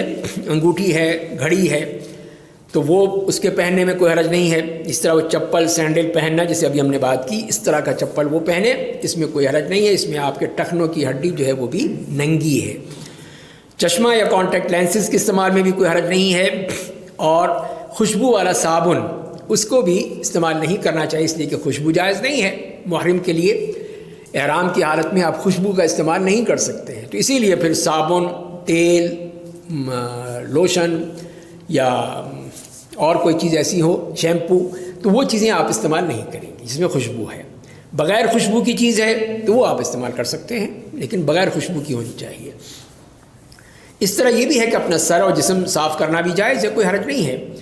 لیکن غیر ارادی طور پر بال جھڑ بھی جائے تو اس میں کوئی حرج نہیں ہے. وہ نہیں کہ آپ کو فوراً کہا کہ دم لگا کے دم لگاؤ، دم تو دم کر دیتے ہیں آپ کو. تو اتنا نہیں ہے، شریعت میں اتنی مشکلات نہیں ہے کہ اس لیے کہ جو کمزور ہے بال وہ خود ہی جڑے گا. اب اسی طرح ہوتا ہے کہ آپ سر کے بال ہیں یا داڑھی کے بال ہیں، آپ نے یوں کیا تو ایک بال آپ کے ہاتھ میں آ گیا، تو آپ نے نوچا تو نہیں تھا، وہ تو خود ہی آپ کے ہاتھ پھیرنے سے وہ بال نکل آیا باہر، اس لیے کہ وہ اپنی جگہ کمزور تھا. اس کی کوئی مسئلہ نہیں ہے، اس کے لیے کوئی حرج نہیں ہے، تو اس میں کوئی چیز نہیں ہوگی. اس طرح سلی ہوئی بیلٹ جس میں آپ نے پیسے دستاویزات رکھ سکیں، اس میں پہننے میں کوئی حرج نہیں ہے. اور کسی قسم کی کوئی بھی سننے کا آلہ ہے، بولنے میں کوئی آلہ استعمال کرتے ہیں تو اس میں بھی کوئی حرج نہیں ہے. جیسے موبائل وغیرہ ہے وہ آپ استعمال کرتے ہیں، اس کی جو ہیئرنگ ایڈ ہے وہ آپ استعمال کرتے ہیں، تو اس میں کوئی مسئلہ نہیں، جائز چیزیں ہیں. باقی جو ممنوع افعال ہیں وہ بھی ہیں کہ جسم کے کسی بھی حصے سے جان بوجھ کر بال اکھاڑنا. نوچنا یہ غلط ہے کہ جو آپ بال نوچیں اپنے چہرے پر سے یا سر سے، تو وہ چیز جو ہے وہ جائز نہیں ہے. وہ ہوگا بغیر اس کے، یعنی کہہ لیجئے کہ ہو جائے جیسے ابھی ہم نے بات کی ویسے ہو جائے، اس میں کوئی حرج. ناخن کاٹنا، منگنی یا نکاح کرنا یا کروانا، احرام کی حالت میں حج عمرے کی نیت کے بعد خوشبو لگانا، جیسے میں نے عرض کیا کہ بعد میں بالکل جائز نہیں ہوگا. پہلے تو لگا سکتے ہیں آپ لیکن بعد میں نہیں. اور اسی طرح کی اپنی خواہشات کے نفس کے حوالے سے کسی قسم کی کوئی بھی اجازت نہیں ہوگی. سر اور ٹخنے ڈھانپنا، ایسے موزے، جوتے، چپل پہننا جس سے ٹخنے چھپ جائیں، یہ ٹخنے کی ہڈی جیسے ہم نے بات کی تھی اس کو چھپانا منع ہے. جسم کی ساخت کے حساب سے سلے ہوئے کپڑے پہننا، یعنی جو ہم کپڑے یہ پہنے ہوئے ہیں اس وقت یہ ہمارے جسم کی ساخت کے مطابق سلے ہوئے ہیں.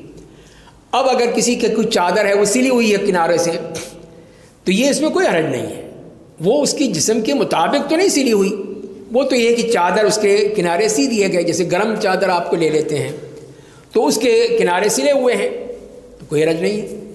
وہ ہے اصل شرط یہ ہے کہ جسم کے مطابق کوئی سلی ہوئی چیز نہ ہو، جیسے کہ قمیض ہے، بنیان ہے یا اور کوئی چیزیں جو کہ ہمارے جسم کے مطابق ہوتی ہیں وہ ہم نہیں پہن سکتے. شکار کرنا منع ہے.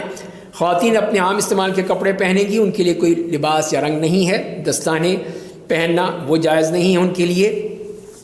نقاب کا جیسے ہم نے بات کی، نقاب سے منع کیا ہے. بعض لوگ سمجھتے ہیں کہ جب نقاب سے منع کر دیا رسول اللہ نے تو پردے سے بھی منع ہو گیا. ایسی بات نہیں ہے، یہ بات نہیں ہے. نقاب الگ چیز ہے، اس لیے کہ نقاب ایک لباس ہے.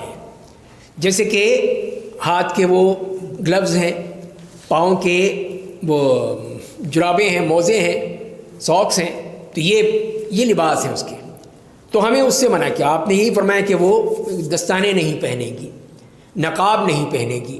تو جیسے کہ وہاں کی خواتین دیکھتے ہیں کہ وہ الگ سے ایک نقاب ہوتا ہے کہ وہ پیچھے سے اس کو وہ کلپ کر لیتی ہیں اور وہ اپنے چہرے کو ڈھانپ لیتی ہیں، تو یہ نقاب ہے. یہ منع ہے، اس کو نقاب کو استعمال نہیں کرنا. اپنی چادر سے، دوپٹے سے، اسکارف سے وہ اگر کوئی کر لیتی ہے صرف ایسی صورت میں جب کہ غیر محرم افراد آ رہے ہیں تو وہ جائز ہے. جیسے کہ سیدہ عائشہ رضی اللہ تعالیٰ نے فرمایا کہ جب وہ ہم جا رہے ہوتے تھے حج میں تو قافلے والے گزرتے تھے ہمارے ساتھ ساتھ تھے، تو جب وہ گزرتے تھے تو پھر ہم اپنی اوڑھنیوں سے پردہ کر لیتی تھیں. تو اس کا مطلب یہ ہے کہ رسول اللہ نے منع نہیں کیا، ورنہ رسول اللہ منع کرتے نہیں تم پردہ مت کرو. یہ کیسے ہو سکتے ہیں؟ خاتون ساری عمر تو پردہ کرے اور حج میں آپ کہیں کہ نہیں جی تمہارا پردہ نہیں ہے. جب رسول اللہ نے اجازت دے دی، ازواج مطہرات کر رہی ہیں، تو پھر ہم کیسے ان کو منع کر سکتے ہیں کہ وہ پردہ نہ کریں؟ تو لہذا وہ غیر محرم مردوں سے پردہ کرنا ان کے لیے جائز ہوگا. اب آپ اس کے بعد تیاری مکمل ہو گئی، اب آپ کی فلائٹ کا وقت بھی آ گیا، فلائٹ کے لیے آپ تیار ہیں. تو اب آپ کے سامنے وہی دو ہی اختیارات ہیں کہ حج تمتع کریں گے یا حج قران کریں گے. تو حج تمتع آپ کریں گے، اس کی نیت کریں گے، پھر آپ وہ ابھی ہم بتائیں گے اس کی نیت کے بارے میں بھی. تو پہلے آپ عمرہ کریں گے، دوسرے جو ہے وہ بال اپنے چھوٹے کروا لیں گے، اس لیے کہ آپ نے 10 ذی الحجہ کو پھر وہ سر مڈانا ہے، تو اسی لیے بہتر یہ ہے کہ مشین سے یا کینچی سے بال چھوٹے کروا لیں. اس کے بعد اپنے عمرے کا احرام کھول دیجئے، پابندیوں سے ختم ہو گئیں. 8 ذی الحجہ کو پھر حج کا احرام اپنی رہائش سے باندھیں گے اور پھر منا روانگی ہوگی. اور حج قران میں جیسے ابھی ہم نے بات کی کہ عمرہ کریں گے اور حج کے اختتام تک 10 ذی الحجہ تک وہ احرام بندھا رہے گا، اور مینا جائیں گے، وہاں سے پھر یا تو عمرے میں صحیح کر لیں یا طواف افاضہ میں صحیح کر لیں، اس کے بعد پھر وہ اپنے بال منڈوا کے احرام کھول دیں گے۔ اور ان دونوں طریقوں میں جیسے ہم نے پہلے بتایا آپ کو کہ 10 روزے رکھنے ہوں گے، 3 مکے میں اور باقی اپنے گھر جا کے۔ تو حج قران میں عمرے کے ساتھ صحیح کرنا افضل ہے، اور رسول اللہ علیہ وسلم کا طرز عمل بھی ہے کہ آپ نے عمرہ کیا تھا لیکن احرام نہیں کھولا تھا، تو یہ حج قران تھا آپ کا، تو یہ آپ طے کر لیں گے کہ آپ نے کیا کرنا ہے۔ اور عموماً یہ حج تمتع ہی کیا جاتا ہے، اس لیے کہ اس میں آسانی ہے کہ آپ عمرہ کر کے احرام کھول دیں، کپڑے اپنے پہن لیں، اور جب حج کا وقت آئے گا اس وقت آپ احرام باندھ لیجیے گا۔ تو یہ ایک آسانی ہے، اور اس کے بارے میں آپ کو بھی بتایا گیا ہے۔ اور وہاں پہ پھر جب یہ حج قران یا حج افراد کا احرام باندھیں تو 8 ذی الحجہ سیدھا مینا چلے جائیں گے، مناسک ادا کریں گے، 9 کو عرفات جائیں گے، اور پھر حج قران 10 ذی الحجہ کو رمی کے بعد مکہ آ کر عمرہ کریں گے۔ طواف عمرہ میں ہی طواف افاضہ کی نیت کر لیں گے، یعنی وہی دونوں چیزیں ہو جائیں گی ان کی، صفا مروہ کی صحیح کریں گے، اس کے بعد پھر وہ بالوں کا منڈوانا ہے یا چھوٹے کروانے ہیں، اور غسل کر کے آرام کھول لیں گے، اور عام کپڑے پہن کے پھر ایام تشریق کے لیے پھر مینا چلے جائیں گے۔ اور حج قران میں قربانی ہے، حج افراد میں قربانی نہیں ہے، جیسے ہم پہلے بھی بتا چکے ہیں آپ کو۔ عمرے کا جو مختصر طریقہ ہے، اس کے تو اصل تو 2 ہی رکن ہیں، اور رکن سے مراد وہ ہوتی ہے کہ وہ چیز جو کہ اگر نہ ہو تو وہ عمل ہوتا ہی نہیں ہے، یعنی کہ وہ یعنی مکمل ہی نہیں ہوا، بالکل ہی وہ بیکار گیا، ختم ہو گیا۔ اور وہ ہیں ارکان، 2 ہیں طواف، خانہ کعبہ کے گرد 7 چکر لگانے ہیں عمرے میں، اور دوسرا جو رکن ہے وہ سعی ہے کہ صفا مروہ کے پہاڑیوں کے درمیان 7 چکر لگانے ہیں۔ اس طرح یہ 2 رکن ہوں گے، اور اس کے بعد ہے کہ طواف کے بعد مقام ابراہیم پر آپ نے 2 رکعت نماز ادا کرنی ہے۔ اگر وقت رش ہو، بہت زیادہ لوگ ہوں، بہت زیادہ وہاں پہ رش ہو رہا ہے، تو پھر آپ جہاں پہ بھی جگہ ملے، مسجد الحرام میں، وہاں پہ جہاں پہ بھی مسجد الحرام میں جگہ ملے وہیں پڑھ لیجیے، اس لیے کہ یہ بھی مقام ابراہیم ہی ہے۔ تو یہ ہے عمرے کا مختصر طریقہ، جو ابھی تفصیل آگے آ رہی ہے کہ، اور پھر حج تمتع میں پھر احرام کھول دیں گے، آپ بال اپنے ہلکی کٹوا کے پھر وہ احرام کھول کے کپڑے پہن لیں گے، لیکن حج قران میں احرام نہیں کھولا جائے گا۔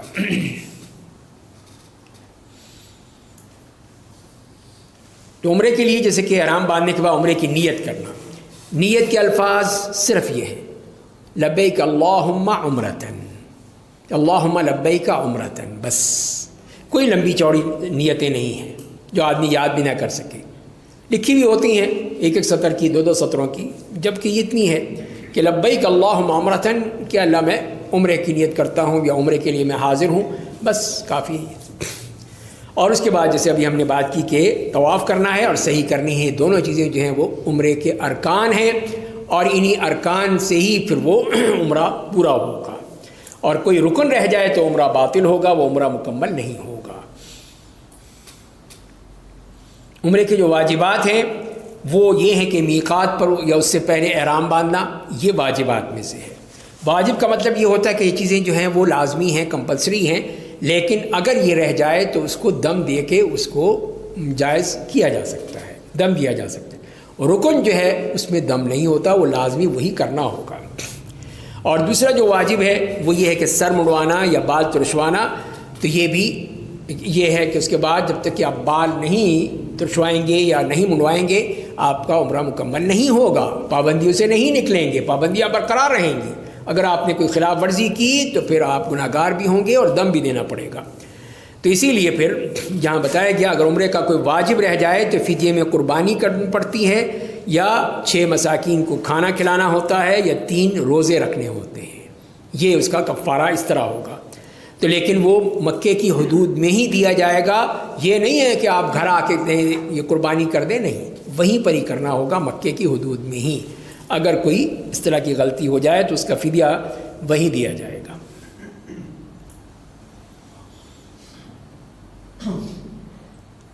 تو یہ ہے خانہ کعبہ کا طواف کا طریقہ، کہ طواف آپ یہاں پہ جو یہ لائن ہے حجر اسود کی طرف جو لائن نظر آ رہی ہے آپ کو، یہاں پہ اس کے پہنچ جائیں، وہاں تک پہنچ جائیں، یا یہ ہے کہ آپ اس کی سیدھ میں ہوں، وہاں پہ اسی اس لیے کہ رش ہوتا ہے، تو وہاں سے آپ پھر وہ خانہ کعبہ کے دروازے کی طرف سے مقام ابراہیم کی طرف سے ہوتے ہوئے یعنی اینٹی کلاک وائز تو آپ چلیں گے، اور یہاں سے آپ وہ چلتے ہوئے حتیم کے اوپر سے، حتیم کے اندر سے نہیں ورنہ آپ کا طواف نہیں ہوگا، حتیم کے اوپر سے جا کے پھر آپ رکن عراقی رکن شامی کہلاتے ہیں، ادھر کے جو کارنر ہیں، اور ادھر کے کارنر دو جو ہیں، ایک رکن یمانی ہے اور ایک حجر اسود ہے، تو ان سب کو آ کے پھر آپ رکن یمانی پہ اگر آپ کو موقع مل جائے تو صرف ہاتھ پھیریں گے، اس پہ کوئی آپ نے استلام نہیں کرنا، نہ کچھ اور کہنا ہے، اگر موقع مل جائے تو صرف ہاتھ پھیرنا ہے، نہیں ہے تو ٹھیک ہے گزر جائیں پھر آپ وہاں سے، اور وہاں سے پھر آپ وہ دعا پڑھیں گے،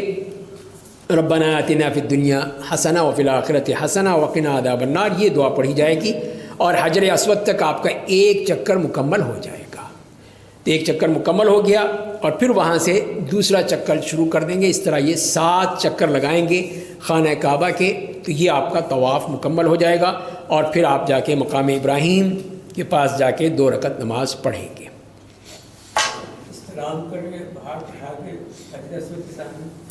جی ہاں، یہی ہے استلام جسے کہتے ہیں ہم، وہ یہی ہے کہ کعبے کے گرد جو 7 چکر لگائیں گے کہ جب بھی آپ پھر حجر اسود کے ہی یا تو آپ ہاتھ لگا لیں، یہ ہو گیا استلام، نہیں ہے تو اور ہاتھ چوم لیں، یہ بھی جائز ہے، یا پھر آپ دور سے سلام کر لیں، یہ سلام جیسے کہ ہاتھ اٹھا کے کرتے ہیں یہ کر لیں گے بس۔ 8 استلام ہوتے ہیں؟ جی ہاں، 7 چکروں میں 8 ہوں گے، اس لیے کہ آخر میں جب جائیں گے تو استلام کر کے جائیں گے، اس طرح وہ 8 ہوں گے۔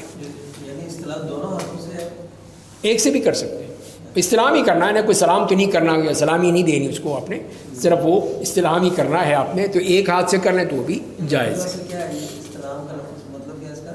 استلام تو اصل ہوتا ہے کسی چیز کو قبول کرنا، ریسیو کرنا، تو یہ ہے کہ ہم یہاں پہ ایک طرح سے وہ سلام کا ہی کہہ لیجئے کہ سلام کا ایک طریقہ، اس کے ذریعے سے ہم وہ ایک سلام کر رہے ہیں خانہ کعبہ کو، اور یہ ایک ذرا سے ایک نشانی ہے کہ ہمارا یہاں سے چکر شروع ہوا ہے اور ختم ہوا ہے، اسی لیے پھر جیسے بھائی نے کہا کہ 8 دفعہ کریں گے، کہ آخری دفعہ بھی پھر آپ کو ختم کرنے کے لیے اس کو استلام کرنا ہوگا، تاکہ وہ اس طرح آپ کا وہ چکر پورا ہو جائے۔ تو جیسے میں نے عرض کیا کہ شروع میں اور اختتام پر، دونوں حالتوں میں، ہر چکر کے شروع میں اور اختتام پر آپ نے استلام کرنا ہے، اور اس طرح پھر وہ جیسے یہاں پہ بتایا گیا کہ وہ دور سے دائیں ہاتھ سے اشارہ کر کے تکبیر پڑھیں اور اگلا چکر شروع کر دیں، یہ اس کا وہ طریقہ ہے۔ اور 2 سنتیں ہیں مردوں کے لیے صرف، ایک اجتباع ہے کہ احرام کی چادر کو دائیں کندھے کے نیچے سے لے کر بائیں کندھے پر ڈال لینا، یہ دیکھیے جیسے کہ آپ دیکھ رہے ہیں تصویر میں کہ یہ اس طرح کرنا ہوگا کہ جب آپ طواف کے لیے پہنچیں گے تو اپنے احرام کی جو چادر ہے وہ بغل سے نکال کے وہ بائیں کندھے پر ڈال لیں گے، تو یہ صرف طواف کے لیے ہے بس، یہ نہیں کہ پورے حج میں ہی کر رہے ہیں اس طرح جیسے بعض لوگ کرتے ہیں، اس کی ضرورت نہیں، اس لیے کہ نماز میں کندھے ڈھکے ہونے چاہیے، نماز میں کندھے ننگے نہیں ہونے چاہیے، لوگ اس میں بھی فکر نہیں کرتے، ہوش نہیں ہوتا ان کو، بلکہ وہ صرف طواف کے اندر ہے یہ استباع۔ اور رمل جو ہے وہ دوسرا ہے کہ نبی کریم صلی اللہ علیہ وسلم جب وہ آئے تھے صلح حدیبیہ کے بعد عمرہ کرنے، تو انہوں نے کہا کہ دیکھو مکے والوں نے کہا کہ یہ دیکھو مدینے جا کے کتنے کمزور ہو گئے یہ لوگ، تو آپ نے کہا کہ ذرا ان کو دکھاؤ کہ تم اسی طرح طاقتور ہو، تو ایک طرح سے ان کو ایک تو یہ، دوسری یہ ہے کہ ذرا تیز چلو، یہ ہے رمل، اس کو کہا جائے، جیسے کہ پہلوان اپنے اکھاڑے میں وہ چلتا ہے اس طرح کر کے آپ نے وہ چلنا ہے ذرا تیزی سے، لیکن اگر یہ آسانی سے ہو، جبکہ اتنا رش ہوگا تب تو مشکل ہے کہ آپ 2 کو دھکے دیتے رہیں، یہ تو نہیں ہے، صحیح نہیں ہے کہ آپ کسی کو تکلیف دیں، تو آپ پھر چھوڑ دیں گے، نہیں کریں گے، اگر کر سکیں تو ٹھیک ہے، نہیں کر سکیں تو لازمی نہیں ہے۔ طواف کے جو بعض مسائل ہیں کہ ہر قسم کے طواف کے 7 چکر ہی ہوتے ہیں، طواف افاضہ ہو، طواف قدوم ہو، طواف قدوم وہی جو آپ سب سے پہلے جا کر کریں گے، پھر طواف افاضہ آپ کریں گے، طواف وداع کریں گے، تو 3 قسم کے طواف ہیں، سب کے ہی 7 ہی چکر ہوتے ہیں، اور ان کو مکمل کرنا ہے جیسے ابھی بتایا گیا۔ کوئی رخصت ہے، کوئی بہت ضرورت ہے تو اس کی رخصت ہے، وضو ٹوٹ گیا ہے ٹھیک ہے، وضو کر لیجئے، جا کے وضو کر کے آ جائیے اور پھر وہیں سے شروع کر دیجئے۔ اگر نماز کھڑی ہو گئی ہے تو جہاں پہ آپ وہیں نماز پڑھ لیں، اور نماز کے بعد پھر طواف شروع کر دیں، کوئی مسئلہ نہیں ہے۔ اور طواف جو ہے ہمیشہ باوضو ہی کیا جائے گا، اور طواف کے بعد اگر آپ کو شک ہو تو اس کو نظر انداز کر دیں، اس لیے کہ شیطان یہ وسوسے ڈالتا ہے کہ 3 ہو گئے ہیں، 4 ہو گئے ہیں، 5 ہو گئے ہیں، اگر آپ کو یہ شک پیدا ہو جائے کہ کتنے چکر ہوئے ہیں تو کم کو بنیاد بنائیں. 3 اور 4 میں آپ کو شک ہو گیا، پتہ نہیں 3 ہوئے ہیں یا 4 ہوئے ہیں، تو آپ 3 کو بنیاد بنا کے چوتھا اور 5واں اس طرح کر لیں، تو اس طرح مسئلہ حل ہو جائے گا. تو پھر اسی طرح اور کوئی ضرورت ہو کچھ جیسے بتایا گیا قضاء حاجت کے لیے ہے تو طواف کو روکیں، وضو کر کے واپس آئیں اور پھر وہیں سے دوبارہ شروع کر دیں جہاں سے آپ نے چھوڑا ہے، یا حجر اسود والی لائن سے وہاں سے شروع کر دیں، تو اس سے آپ کا وہ طواف باقی رہے گا، اس لیے کہ آپ وہ جان بوجھ کے نہیں چھوڑا، آپ کی ضرورت کے تحت چھوڑا ہے، ضرورت کے تحت اس کو بریک کیا ہے.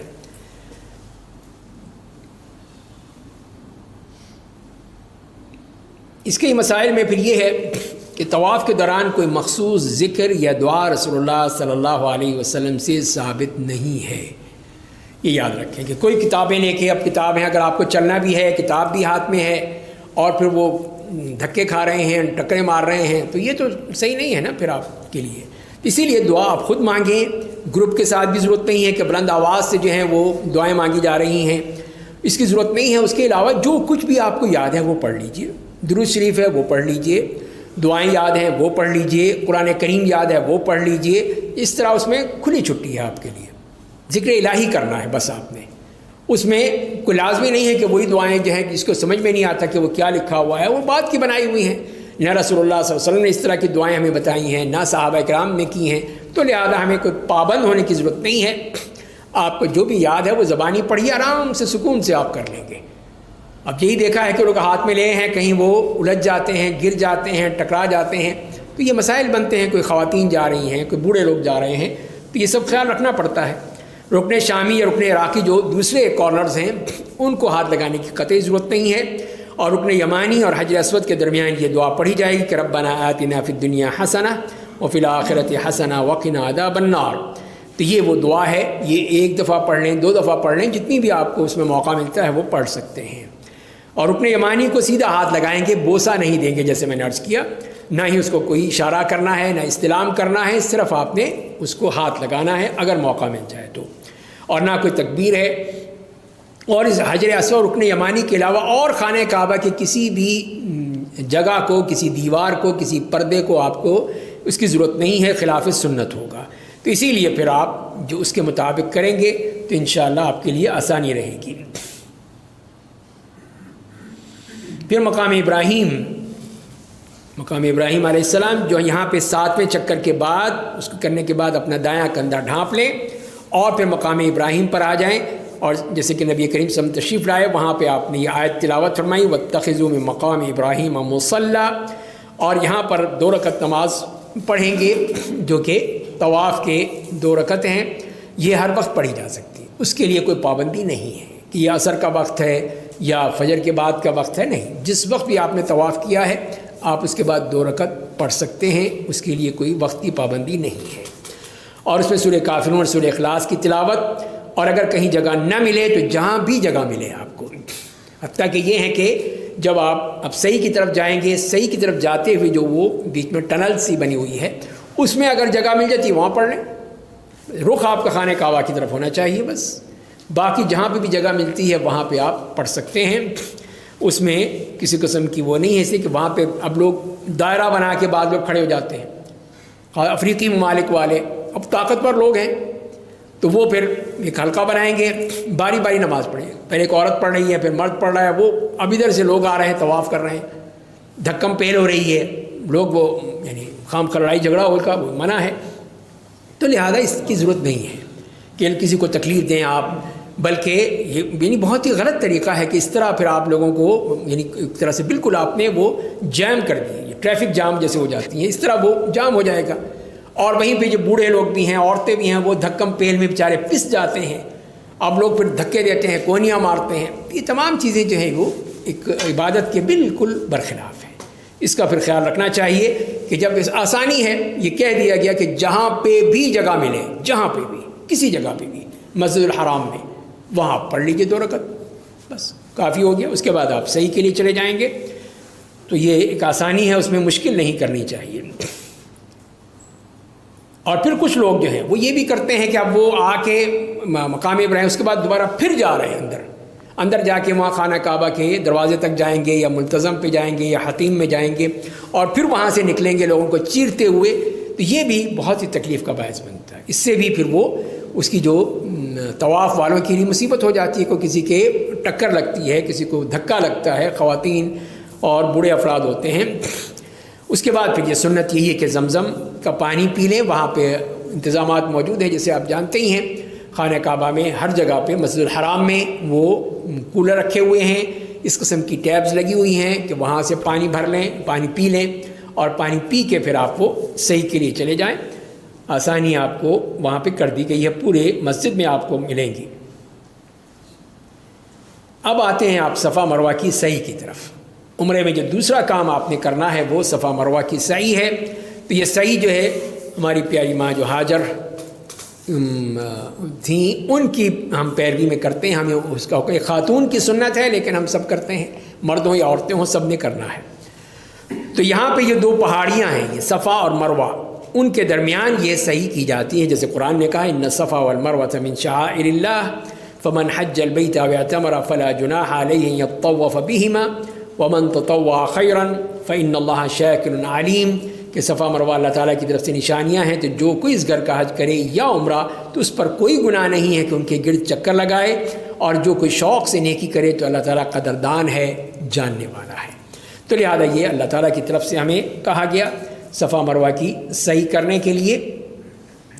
تو یہاں پر پھر آپ آئیں گے تو آغاز کریں گے صفا سے، صفا سے آغاز ہوگا انہی آیت کی تلاوت کرتے ہوئے، اور پھر یہاں پر آ کے جو آپ نے کرنا ہے وہ یہ کرنا ہے کہ وہاں پہ کھڑے ہو جائیں گے قبلہ رخ۔ خانہ کعبہ آپ کو نظر آئے گا سامنے سے، بالکل ہی آپ اس کے لیفٹ کی طرف ہو جائیں تو وہاں یعنی خانہ کعبہ آپ کو بالکل نظر آئے۔ پہلے کی جو بلڈنگ تھی اس میں نظر نہیں آتا تھا، لیکن اب جو نئی بلڈنگ جو بنی ہے اس میں آسانی سے آپ خانہ کعبہ دیکھ سکتے ہیں۔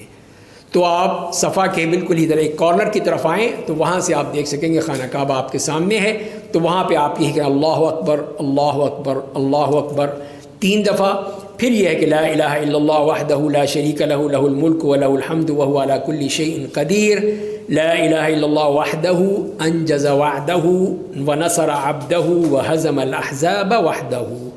تو یہ آپ نے یہ تو کہنا ہے، یہ پڑھنا ہے، اور پھر اس کے لیے دعا کرنی، یہ دعا کا وقت ہے، یہ دعا کا مقام ہے کہ یہاں پہ جو بھی دعائیں مانگنا چاہیں آپ دعائیں مانگیں۔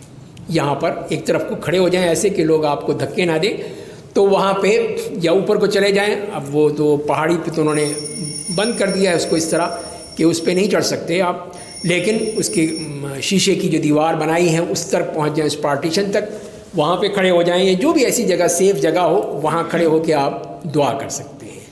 تو 3 دفعہ یہ پڑھیں گے آپ، اور اسی کے 1 دفعہ پڑھ کے دعا کر لیں، پھر یہ پڑھ لیں یہ دعا، یہ جو لا الہ الا اللہ وحدہ لا شریک لہ یہ پڑھیں گے، اور پھر دعا کر لیں، پھر یہ پڑھ لیں، جیسے بھی آپ کو مناسب ہو، لیکن یہ پڑھنا یہ بھی اس کا حصہ ہے کہ صفا پہ آپ نے اس کو پڑھنا ہے، اور پھر مروہ پر بھی۔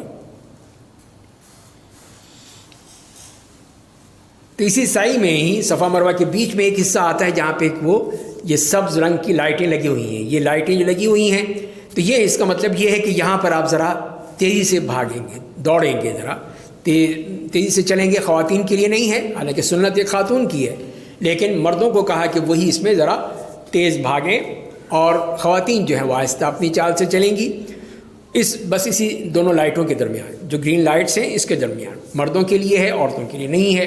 اور اس کے بعد پھر یہاں پر بھی یہی ہے کہ جو بھی آپ ذکر کریں گے آپ جو چاہیں کر لیں، اس میں آپ کوئی ورد کر لیں، رب اغفر لی ورحمنی، سبحان اللہ وبحمدہ، سبحان اللہ العظیم، جو بھی اس طرح پڑھنا چاہیں پڑھ لیں، کوئی درود شریف پڑھ رہے ہیں، کوئی قرآن کی تلاوت کر رہے ہیں، کوئی ذکر الہی کر رہے ہیں، جو چاہیں آپ کریں، اس میں کوئی پابندی نہیں ہے، اور نہ ہی جو کتابیں میں لکھا ہوتا ہے وہ کوئی آج ضروری ہے آپ کے لیے کہ وہ آپ پڑھیں، جبکہ آپ سمجھتے بھی نہیں ہیں، ان کی سمجھ تو ہوتی نہیں ہمیں، اور ہم ان کو ویسے ہی پڑھتے چلے جاتے ہیں، تو لہذا پھر ہم وہی کر لیں جو ہمیں یاد ہے۔ تو اس میں بھی آپ وہ پڑھیں، اور پھر اس طرح مروہ پہنچ جائیں گے، اور مروہ پہ بھی پھر آپ وہی کچھ کریں گے جو آپ نے صفا پہ کیا تھا، اللہ اکبر 3 دفعہ، اور اس کے بعد پھر یہ جو دعا ہے لا الہ الا اللہ وحدہ لا شریک لہ لہ الملک ولہ الحمد وہو علی کل شیء قدیر، تو یہاں پر آپ کا ایک پہلا چکر ہو گیا، یعنی راؤنڈ سے نہیں ہوتا، یہ یک طرفہ ہے، یعنی آپ صفا سے مروہ پہنچ گئے، آپ کا ایک چکر ہو گیا، اب پھر واپس آئیں گے آپ مروہ سے صفا کی طرف، یہ دوسرا چکر ہو گیا۔ اس طرح آپ کے یہ ایک ایک چکر ہوں گے جو آپ کے 7 چکر ہو جائیں گے، اور مروہ پہ ختم ہوگا، مروہ پہ ختم ہو جائے گا۔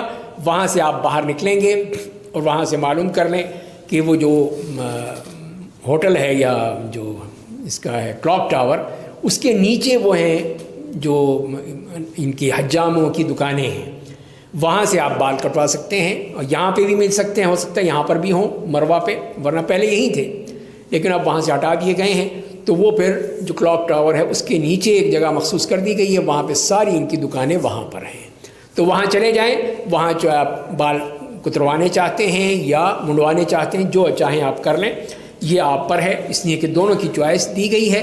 منڈوانا افضل ہے، لیکن اس وقت اس لیے کہ آپ نے دوبارہ پھر کروانے ہیں حج کے موقع پر، تو اسی لیے پھر آپ ان کو بالوں کو تھوڑا سا کٹوا لیں، اور کینچی سے یا مشین سے، اس وقت تک بال بڑے ہو جائیں گے، پھر آپ وہاں پہ اس طرح پھروا لیجئے گا۔ مطلب پورے سر کے بعد کروا لیں گے؟ جی ہاں، پورے سر کے بال، جی ہاں، چھوڑنا نہیں کوئی اس میں سے، بال تو ہوں گے تو پورے سر کے ہوں گے، یہ بعض چھوڑ دیں، کوئی ایک لٹ چھوڑ دیں یا کچھ چھوڑ دیں، نہیں، یہ غلط بات ہے، یہ صحیح نہیں ہے۔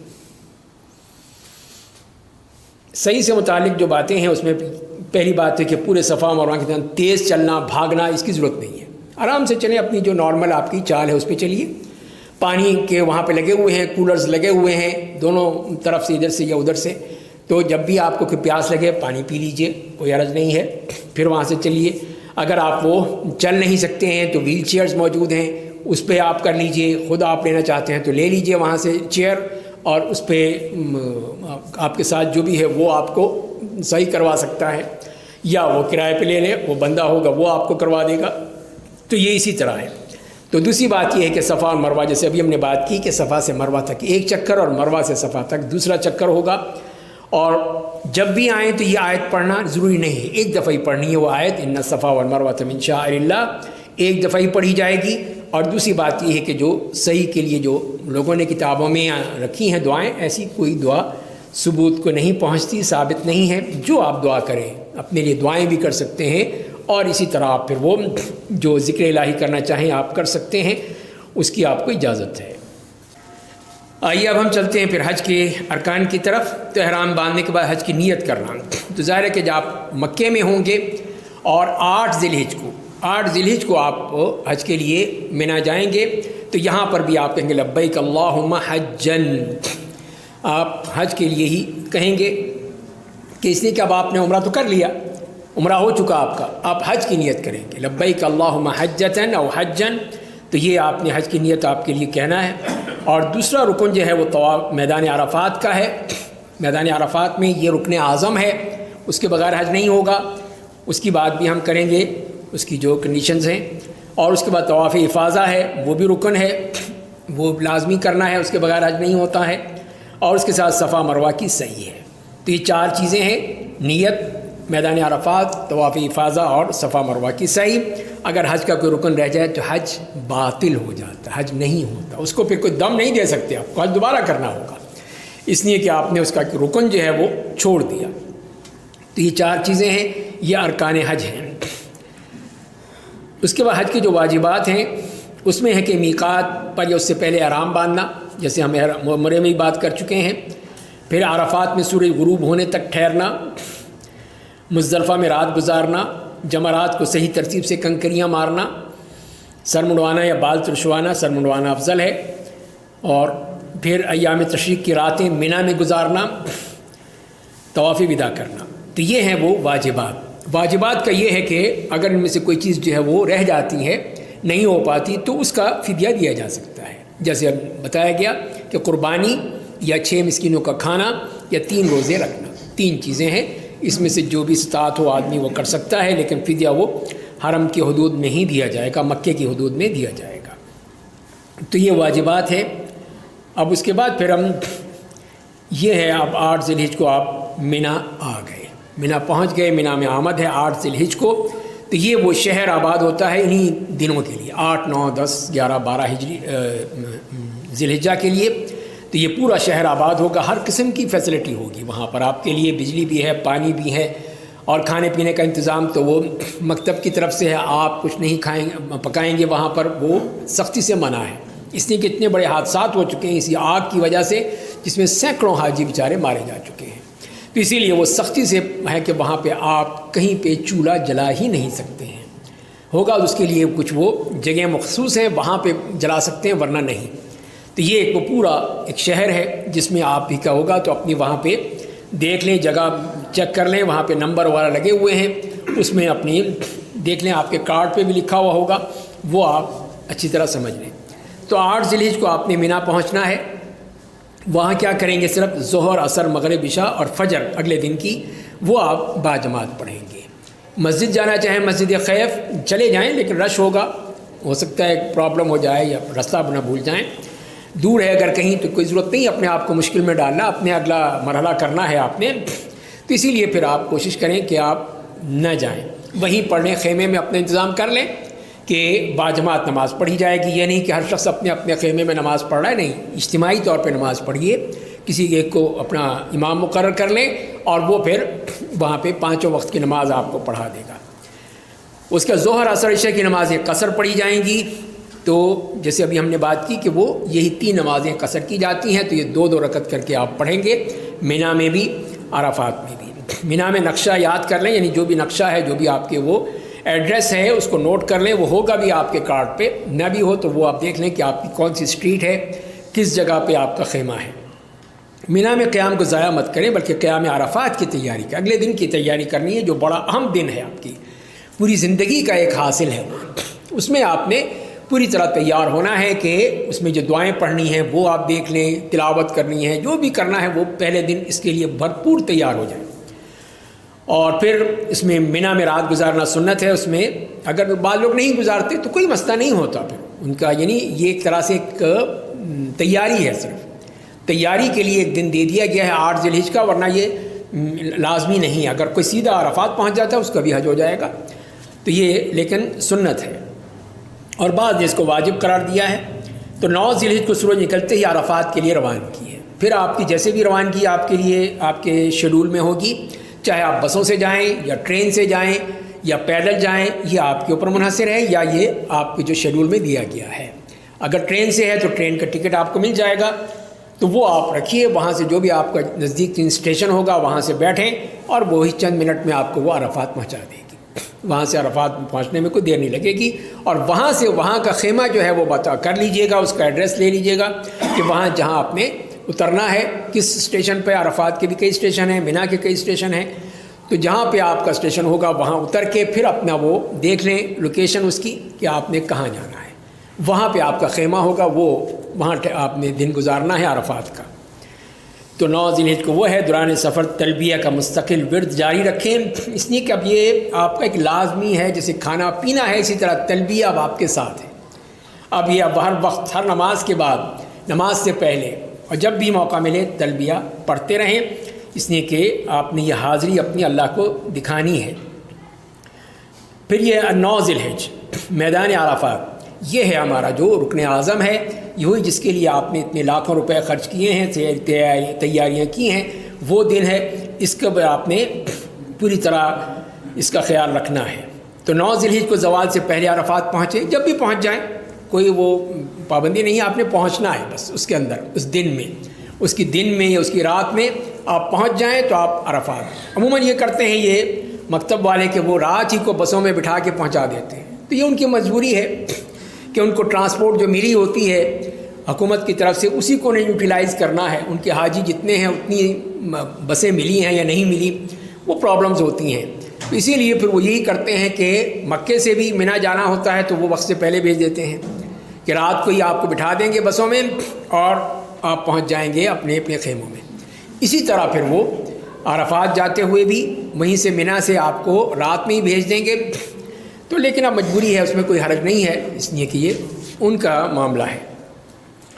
پھر مسجد نمیرہ میں خطبہ جمعہ اور باجماعت نماز ظہر عصر اکٹھی اور قصر پڑھائی جاتی ہیں، وہ پڑھی جائے گی، اور مسجد نمیرہ میں خطبہ اور نمازیں حج کا رکن یا واجب نہیں ہیں، اگر آپ اپنے خیمے میں پڑھنا چاہیں وہاں پڑھ لیں، وہاں پڑھ سکتے ہیں، لیکن یہ یاد رکھیں کہ جو نبی کریم صلی اللہ علیہ وسلم کی سنت، جیسے ابھی ہم نے شروع میں بات کی تھی، وہ یہی ہے کہ آپ نے دونوں نمازیں 2 رکعت کر کے ایک ہی وقت میں پڑھی ہیں. تو لہذا آپ سے لوگ کہیں گے کہ نہیں، خیمے میں ہی 4 رکعت پڑھو ظہر کی، 4 رکعت پڑھو عصر کی، اور اپنے اپنے وقت میں پڑھو. یعنی بصورت دیگر یوں کہا جا رہا ہے کہ نبی کریم صلی اللہ علیہ وسلم نے جو کیا ہے وہ تم مت کرو.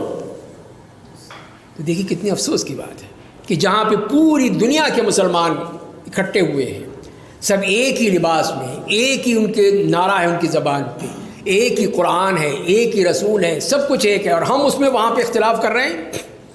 کتنی بڑی زیادتی ہے یہ. تو یہ چیز جائز نہیں ہے کہ وہاں پہ وہی کچھ کریں گے جو رسول اللہ نے کیا ہے. کہ آپ نے اب یہ کہتے ہیں کہ جی آپ مسجد نمرہ جانا ہے تو وہاں جا کے پڑھ لو، یہاں تو 4 ہی پڑھی جائیں گی. آپ ان سے کہیں کہ بھائی رسول اللہ کی سنت کہاں جائے گی؟ رسول اللہ نے اگر پوچھ لیا قیامت کے دن تم نے میری سنت کو کیوں پامال کیا تھا، تو کیا جواب دیں گے؟ کیا جواب ہوگا؟ تو یہ ہمیں بڑی تکلیف ہوتی ہے کہ اس طرح بعض حضرات یہ کرتے ہیں کہ وہ حاجیوں کو اس طرح مس گائیڈ کرتے ہیں کہ رسول اللہ کی سنت پہ عمل مت کرو. پھر کہتے ہیں جی مسافر ہو گئے تھے، مقیم ہو گئے تھے. تو اب یہ بتائیے کہ نبی کریم صلی اللہ علیہ وسلم کے ساتھ مکے کے لوگ تھے یا نہیں تھے؟ کتنی بڑی تعداد تھی. وہ سب آئے تھے، ہر ایک کو یہ دل چاہتا تھا، ہر ایک کا شوق تھا کہ رسول اللہ کی ہمیں حج مل جائے گا، آپ کا طریقہ مل جائے گا. تو اس لیے ہر شخص نے جس طرح بھی ہو سکا سب آئے. تو کیا نبی کریم کو معلوم نہیں تھا؟ آپ نے فتح مکہ کے موقع پہ تو کہا تھا صحابہ سے کہ جو مکے کے لوگ تھے کہ بھئی ہم مدینے سے آئے ہیں، تم لوگ اپنی نماز پوری کر لو، ہم 2 رکعت پڑھیں گے، تم 4 پڑھ لو. حج پہ کیوں نہیں کہا آپ نے؟ حج پہ بھی کہہ دیتے مکے والوں سے، اے مکے والوں نماز پڑھو، تم 4 پڑھو اپنی. وہاں تو نہیں کہا. اس کا مطلب یہ ہے کہ یہ حج کی جو ہے وہ ضرورت ہے، حج کا حصہ ہے. پھر وہی حضرات جو وہاں تو کہتے ہیں عرفات میں کہ 2 رکعت پڑھیں گے، 2 نہیں پڑھیں گے، 4 پڑھیں گے اور اپنے وقت پہ پڑھیں گے. تو مغرب اور عشاء کیوں نہیں پڑھ لیتے؟ پھر مغرب پھر عرفات میں پڑھیں 3 رکعت اپنے وقت پہ، اور مزدلفہ جا کے عشاء بھی پڑھیں 4 رکعت اس کے وقت پہ. یہ تو نہیں کرتے. وہ وہاں پہ جا کے وہ جمع کرتے ہیں، مزدلفہ پہنچ کے مغرب کی 3 رکعت پڑھیں گے، پھر عشاء کی 2 رکعت پڑھیں گے. بھئی آپ نے بدل کیوں دیا اپنا موقف؟ یہاں پہ بھی پڑھیے. پھر یہ ہے نا کہ یہ دوگلی پالیسی تو نہیں ہونی چاہیے نا، ایک ہی پالیسی ہو یہاں پر بھی وہاں پر بھی. تو اس کا مطلب جواب ایک ہی ہمارے پاس تو کہ نبی کریم صلی اللہ علیہ وسلم کی سنت ہے. ہم یہی کہتے ہیں کہ آپ نے یہی کہا کہ اور کیا کر کے دکھایا کہ، اور جب ویسے میں نے شروع میں عرض کیا کہ یہی کہا کہ مناسک اپنے مجھ سے سیکھ لو. تو یہی ہے منسک، یہی ہے طریقہ، یہی آپ سے کی سنت کہ آپ نے ظہر بھی 2 رکعت پڑھی، عصر بھی 2 رکعت پڑھی. اب خطبہ سن لیں نہ سنیں یہ اب آپ کے اوپر ہے. وہاں پہ لگے ہوئے ہیں ٹی وی چینلز موجود ہیں، ریڈیو موجود ہیں، ان سے آپ سنتے ہیں تو ٹھیک ہے، نہیں سنتے ہیں تو پھر آپ اس کے بعد، اس لیے کہ آپ کو وقت چاہیے. یہ اس کی حکمت یہی ہے کہ اب آپ کے پاس ظہر کی نماز پڑھ لی آپ نے، عصر کی نماز بھی پڑھ لی، کھانا بھی کھا لیا، اب آپ کا مغرب تک کھلا وقت ہے، بالکل کھلا وقت ہے. اس میں اب آپ نے رونا ہے اللہ کے سامنے، التجائیں کرنی ہیں، مانگنا ہے، ساری زندگی کی جو دعائیں ہیں وہ سب یہی کر لیجیے. اب یہ ہے اللہ کی طرف سے آپ کو وقت دیا گیا ہے کہ اس کے بعد جہاں پہ بھی موقع ملے، کہیں اندھیرے میں، کونے میں، کھدرے میں، جہاں بیٹھ جائیں وہاں اپنے رب کو منائیں کہ اللہ میں آ گیا ہوں، اب تیرا پلہ پکڑ لیا میں نے، تو مجھے معاف کر دے. تو اللہ تعالیٰ اس دن جیسے کہ حدیث میں آتا ہے کہ اپنے بندوں کے سب کو معاف کر دیتے ہیں، سب کے گناہ معاف ہو جاتے ہیں. اتنی بڑی دولت مل رہی ہے، سارے گناہ معاف، سب کو معاف کر دیا. تو یہ جیسے ہم نے شروع میں ہی پڑھا تھا کہ اللہ تعالیٰ خود پوچھتے ہیں فرشتوں سے کہ میرے بندے آئے ہیں اسی طرح پراگندہ حال ہیں، غبار آلود ہیں اور ان 2 چادروں میں ہیں، یہ کیا چاہتے ہیں؟ اللہ جانتا ہے کیا چاہتے ہیں. تو اسی لیے کہ یہ میرے بندے آئے، تم تو کہتے تھے نا کہ یہ خون ریزی کریں گے، یہ دیکھو یہ سب میرے لیے آئے ہیں، میرے کہنے پر آئے ہیں. تو اس سے اللہ تعالیٰ کتنے خوش ہوتے ہیں اور بندوں اپنے فرشتوں کے سامنے فخر سے کہتے ہیں یہ دیکھو یہ میرے بندے ہیں، یہ سب یہاں پر آئے ہیں. تو پھر وہ اللہ تعالیٰ ان کے لیے کتنی رحمتیں اور ارشاد فرماتے ہیں. تو لہذا پھر ہم نے وہ دعائیں کرنی ہیں، یہ دعاؤں کا وقت ہے کہ جتنی بھی دعائیں ہو سکیں اس میں 1 سیکنڈ بھی وہ ضائع نہیں کرنا ہے. گپیں ہو رہی ہیں جی، باتیں ہو رہی ہیں جی، کیوں ضرورت ہے بھائی؟ ساری زندگی پڑھی آپ کر لیجئے گا باتیں جا کے. یہاں تو آپ کم از کم باتیں نہ کریں، یہاں تو آپ دعائیں کریں، روئیں اپنے رب کے سامنے، گڑ گڑائیں اس کے سامنے، مانگیں اس سے، وہ تو دے رہا ہے آج، اس نے پوری اس کی سخاوت جوش پہ ہے، لیکن ہم نہیں کرتے۔ تو یہ ہے پھر اس میں کہ آپ نے پھر ظہر اثر اکٹھی پڑھنی ہے، قصر پڑھنی ہے، اور اس کے بعد پھر یہ خیال رہے آپ کو کہ مسجد نملہ کچھ حصہ میدان عرفات سے باہر بھی ہے، اور تو یہ حدود عرفات جو بتائی جا رہی کہ جو یہ ریڈ لائن ہے، اس میں جو ہے وہ بائیں طرف عرفات کی وہ سرحد ہے، اور اندر یہ اس کے رائٹ میں عرفات کے اندر ہے یہ علاقہ جو ہے، تاکہ اس لیے کہ عرفات کے اندر ہوں گے تو حج ہوگا آپ کا، عرفات کے باہر ہوئے تو حج نہیں ہوگا، چاہے وہاں سے اگر کوئی ہیں تو 1 سیکنڈ کے لیے بھی اندر آ جائیں تو حج ہو گیا۔ اگر وہ باقاعدہ لگے ہوئے سائن بورڈ لگے ہوئے، بورڈز لگے ہوئے، جی ہاں وہ بورڈز لگے ہوئے، اس کے اوپر لکھا ہے بڑے بڑے، یعنی دیکھ لیں گے آپ، وہ آپ کا اندازہ ہو جائے گا، اس کی کوئی مشکل نہیں ہے کہ یہ حدود عرفات، حدود عرفہ یا عرفات جو بھی ہوگا وہ لکھا ہوگا، وہاں سے آپ کو اندازہ ہو جائے کہ آپ کہاں بیٹھے ہیں، آپ کے جو خیمے ہیں وہ حدود عرفات کے اندر ہیں یا باہر ہیں۔ اندر ہیں تو کوئی مسئلہ ہی نہیں، پھر تو آپ اندر ہیں، لیکن اگر باہر ہیں تو وہاں سے پھر آپ اٹھ کے صرف یہ ہو سکتا ہے کہ نماز پڑھ کے کھانا کھا کے آئیں اور اس میں کچھ دیر بیٹھیں یا کچھ لمحے ہی بیٹھ جائیں، آپ کا حج ہو گیا، پھر واپس چلے جائیں اپنے خیمے میں، یہ کیا جا سکتا ہے۔ تو لہٰذا یہ خیال رکھیں کہ حدود عرفات میں آپ بیٹھے ہیں تو آپ کا حج انشاءاللہ ہو جائے گا۔ تو قیام عرفات میں یہ سب سے بہترین دعا ہے، جیسے رسول اللہ نے فرمایا کہ مجھ سے پہلے انبیاء کرام نے عرفہ کی شام میں مانگا کرتے تھے، وہ یہ ہے کہ لا الہ الا اللہ وحدہ لا شریک لہ لہ الملک ولہ الحمد وہو علی کل شیء قدیر۔ تو یہ وہ دعا ہے جو رسول اللہ نے بھی مانگی، یعنی ایک طرح سے ورد ہے، ایک ورد ہے، ایک وظیفہ ہے جو اس میں کرنا ہے۔ ہر دعا کے بعد پڑھ لیجیے، آپ جو بھی دعا پڑھیں، ربنا آتنا کہیں یہ پڑھ لیں، اس کے بعد ربنا لا تزغ قلوبنا یہ پڑھ لیں، اس طرح کر کے آپ اس کو خاص طور پہ پڑھیں، اس کو شامل کر لیں اپنی دعا کے ساتھ، تو انشاءاللہ اس کی برکت سے بھی آپ کی دعائیں انشاءاللہ قبول ہوں گی۔ اور درود شریف تو ہے ہی، اس کے ساتھ ساتھ اس کو بھی شامل رکھیں۔ پھر عرفات سے روانگی ہے، تو 9 ذی الحجہ کو مغرب کے فوراً بعد مزدلفہ کے لیے روانگی ہوگی آپ کی، تو مغرب کی نماز میدان عرفات میں نہیں پڑھی جائے گی، اس لیے کہ سنت نہیں ہے، آپ نے وہاں نماز نہیں پڑھی۔ پھر مغرب کی نماز مزدلفہ میں عشاء کی نماز کے ساتھ ملا کر ادا کرنا سنت ہے، وہاں آپ دونوں نمازیں پڑھیں گے، اس میں کوئی اختلاف کی بات نہیں ہے کہ مغرب کی 3 رکعت اور عشاء کی 2 رکعت وہاں پہ پڑھیں گے، اور پھر مزدلفہ میں دونوں نمازیں نصف شب سے پہلے پڑھنی لازمی ہے، لیکن اب آج کل مشکل ہو جاتی ہے، بعض دفعہ ٹریفک کی وجہ سے بسوں جو ہیں وہ دیر ہو جاتی ہیں، تو جب بھی پہنچے پہلا کام نماز ہے، نمازیں پڑھ لیں۔ لوگ کیا کرتے ہیں، جیسے بسوں سے اترے جی کنکریاں تلاش کرو، کنکریاں بھائی کنکریاں بعد میں بھی ہو سکتی ہیں، منا سے بھی لی جا سکتی ہیں، نماز پہلے ہے، پہلے نماز ادا کرو، کنکریاں بعد میں دیکھ لینا، اگر وہ بس وہ کہتے ہیں نہیں چلو، تو اسی لیے پھر وہ ضروری نہیں ہے، نماز ضروری ہے۔ تاخیر کے ڈر سے راستے میں دونوں نمازیں اکٹھی پڑھی جائیں گی اگر کوئی ایسا مسئلہ ہو تو۔ عشاء کی نماز قصر 2 رکعت، اور پھر مزدلفہ میں نماز پڑھ کر سو جائیں، تاکہ صبح تازہ دم اٹھنا ہے، آپ نے کئی کام کرنے ہیں اس دن آپ کے لیے کسی قسم کی کوئی راحت کا سامان نہیں ہے، آرام کا سامان نہیں، آپ نے کئی کام کرنے ہیں، تو لہذا سو جائیں، فوراً آرام کریں۔ اس میں آپ سب نے اس دن تہجد بھی نہیں پڑھے تھے، آپ نے آرام فرمایا تھا، تو ہمیں بھی یہی چاہیے کہ ہم وہاں پہ جو بھی اپنے ساتھ کوئی چیز لائے ہیں، میٹ ہے، کوئی دری ہے، کوئی چادر ہے، بچھائیں اور وہیں پہ اسی میدان میں سو جائیں۔ تو یہ وہ احکام ہیں، اس میں خاص طور پہ رش کا خیال رکھیں، اور ہر قسم کی فیسلٹیز وہاں پر بھی موجود ہیں، باتھ رومز موجود ہیں، پانی کا موجود ہے، کھانے پینے کی چیزیں بھی موجود مل جائیں گی آپ کو، ہر قسم کا وہاں پہ یہ فیسلٹیز موجود ہیں۔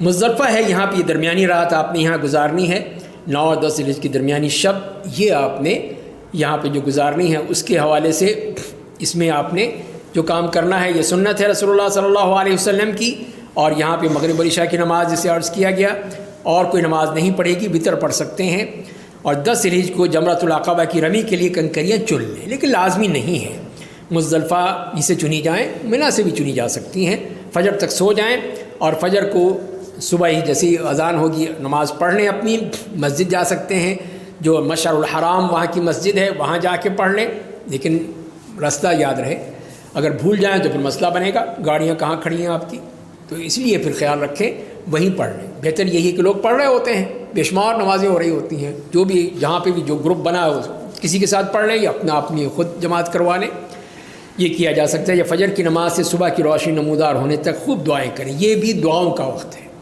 یہ بھی جیسے کہ عرفات میں ہم نے بات کی کہ مغرب تک وہ دعاؤں کا وقت ہے, اسی طرح وہاں پہ بھی مزدلفہ میں بھی یہ دعاؤں کا وقت ہے فجر کے بعد سے لے کے سورج کی روشنی تک.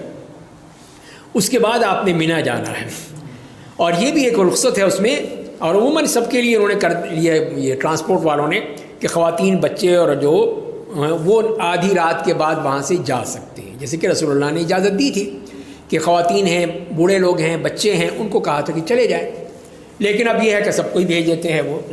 تو یہ ایک طرح سے ان کی طرف سے ہے, لیکن بہرحال اگر آپ ٹھہر سکتے ہیں تو ٹھہر جائیں, پیدل چلے جائیں بعد میں, لیکن اگر نہیں ٹھہر سکتے تو ٹھیک ہے, پھر مجبور ہیں آپ کو جانا پڑے گا ان کے ساتھ ہی. یہاں پہ اب یہ مینا میں واپسی 10 ذی الحجہ کو آپ نے واپس آنا ہے. یہاں پہ آ کے جو آپ نے اب کام کرنے ہیں, اس میں سے پہلا کام یہی ہے کہ آپ نے صبح کو پہنچ گئے مینا واپس تو جمرۃ العقبہ کو کنکریاں مارنی ہے. پہلا کام یہی ہے کہ سیدھے آپ وہیں جائیں گے جمرۃ العقبہ جو مکے کی طرف ہے. 3 ہیں تو باقی دونوں کو تو نہیں چھیڑنا, ابھی آپ نے ان کو سونے دیں. آپ جو آخری جو ہے جمرۃ العقبہ وہاں جائیں گے اور اس کو کنکریاں ماریں گے. اور پھر اس کے بعد قربانی کا ہے, تو قربانی کا جو ہے ایک تو یہ ہے کہ وہاں پہ آپ قربانی کر لیں, وہ جو بھی سسٹم ہے وہاں پہ. اور اس کا سسٹم وہاں پہ تو یہ ہے کہ بینک کے تھرو ہوتی ہے. بینک میں آپ پیسے جمع کرا دیں, جو اسلامک بینک ہے وہاں کا یا اور جو بھی بینک ہے اس قسم کے, وہاں بوتھ لگے ہوں گے. مکے میں بھی نظر آئیں گے, مینا میں بھی آپ کو مل جائیں گے وہ بوتھ بینکوں کے.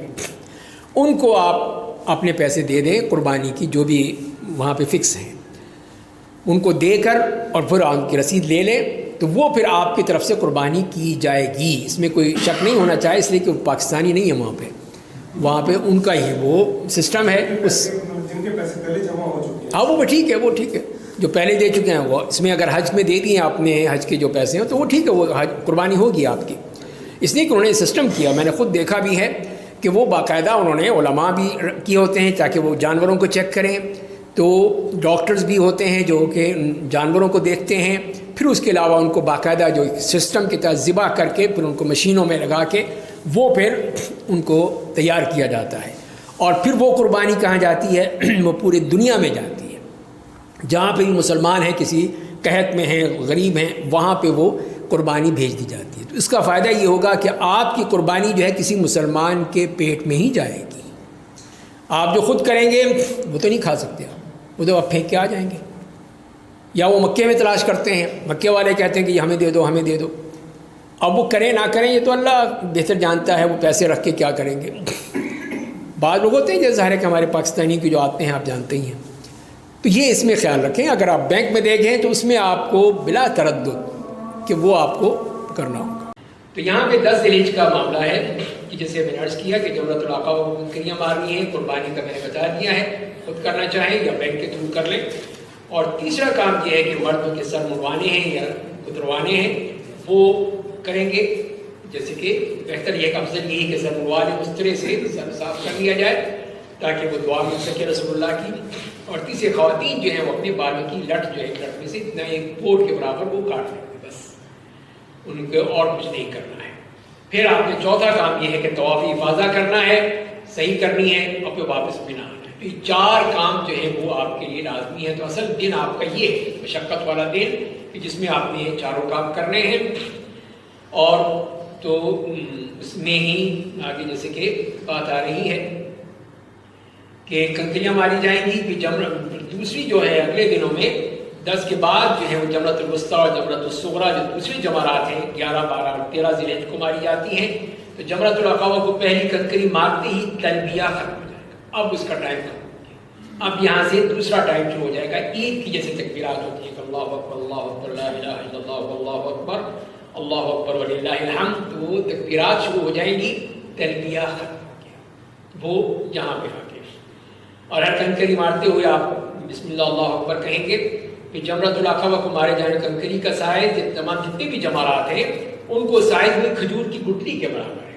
یہ اتنا کوئی پتھر نہیں مارنا, چپل نہیں, جوتے نہیں, چھتری نہیں, کوئی بوتل نہیں. یہ جو لوگ کرتے ہیں اس لیے کہ ان کے ذہن میں شیطان بٹھا دیا گیا ہے. یہ شیطان نہیں ہے، یہ تو ایک عبادت ہے جو ہمیں کہیں کریں کہ رمی جمرات کی عبادت ہے. تو عبادت کر رہے ہیں ہم، اس لیے کہ اس کے بعد دعا بھی کرنی ہے آپ نے. پہلے دن تو نہیں کرنی، بعد میں 12ویں کو آپ نے پہلے جمرے اور دوسرے جمرے کے بعد دعا کرنی ہے. دعا کا وقت ہے. تو لہٰذا شیطان کا کیا سوال پیدا ہوا ہوگا؟ تو یہ غلط بات ہے. تو اسی لیے پھر وہاں پہ کوئی مار پیٹ نہیں کرنی ہے، بلکہ صرف کنکری مارنی ہے. چھوٹی سی کنکری جو ہے جیسے میں نے بتایا، اور رسول اللہ نے جو بتایا یہ دیکھو اس قسم کی جو ہے جتنی چھوٹی سی گٹلی کے برابر وہ تم مار سکتے ہو. اور پھر جمرات کی کنکریاں مارنا سنت ابراہیمی بھی ہے، سنت رسول صلی اللہ علیہ وسلم بھی ہے، جس میں چپل، جوتا، چھتری، چھڑی وغیرہ مارنا یہ شیطانی عمل ہے، جہالت ہے، غلط بات ہے، نہیں کرنا چاہیے. اپنے حج کو خراب مت کریں، جو کہا گیا وہی کریں. تو یہ آپ نے کنکریاں مارنے کے بعد پھر جیسے قربانی کی بات بھی ہو گئی. پھر جمرۃ العقبہ کی رمی سورج نکلنے سے پہلے نہیں، بعد میں ہوگی. مجبوری میں جلدی چلے گئے ہیں لوگ، ان کا معاملہ ہے کہ وہ مار سکتے ہیں. اور اس میں جیسے ہم نے بات کی تھی کہ ضعیف ہیں، بیمار ہیں، خواتین ہیں، بچے ہیں، ان کے ساتھ مرد بھی ہوں گے، وہ ہیں ان کی ماری جا سکتی ہے. ورنہ اصل جو لوگ آئیں گے وہ سورج کے نکلنے کے بعد. کنکریاں کسی طرح 9 ذی الحجہ کو نصف رات سے پہلے نہیں ماری جائیں گی، بعد میں ہی ماری جائیں گی. اور رمی کرنے کا آخری وقت 11 ذی الحجہ کی فجر تک ہے. اس کے لیے یہاں پہ آسانی دے دی گئی کہ اگر وہ دیر ہو جاتی ہے کہیں سے آنے میں، وہاں سے مزدلفہ میں، تو ان کے پاس ایک زیادہ ٹائم سپیس ہے، اس میں وہ مار سکتے ہیں. یہ وقت دیا گیا ہے کہ وہ 11 ذی الحجہ کی فجر تک وہ کر سکتے ہیں. قربانی جو ہے بینک کے ذریعے سے ہوتی ہے کہ اگر آپ کو پہلے سے آپ نے نہیں پیمنٹ کی ہے تو وہاں جا کے پیمنٹ کر دیں، آپ کی قربانی ہو جائے گی. اس میں کوئی پریشانی کی بات نہیں ہے.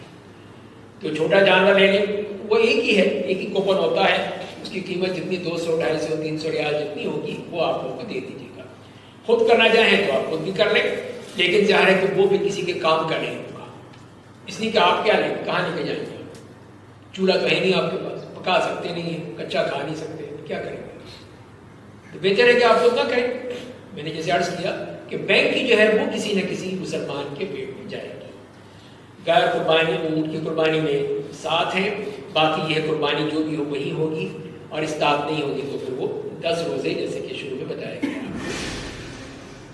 پھر حلق اور تقصیر جو ہے قربانی تو ہو گئی. تیسرا کام جو ہے وہ بالوں کا ہے.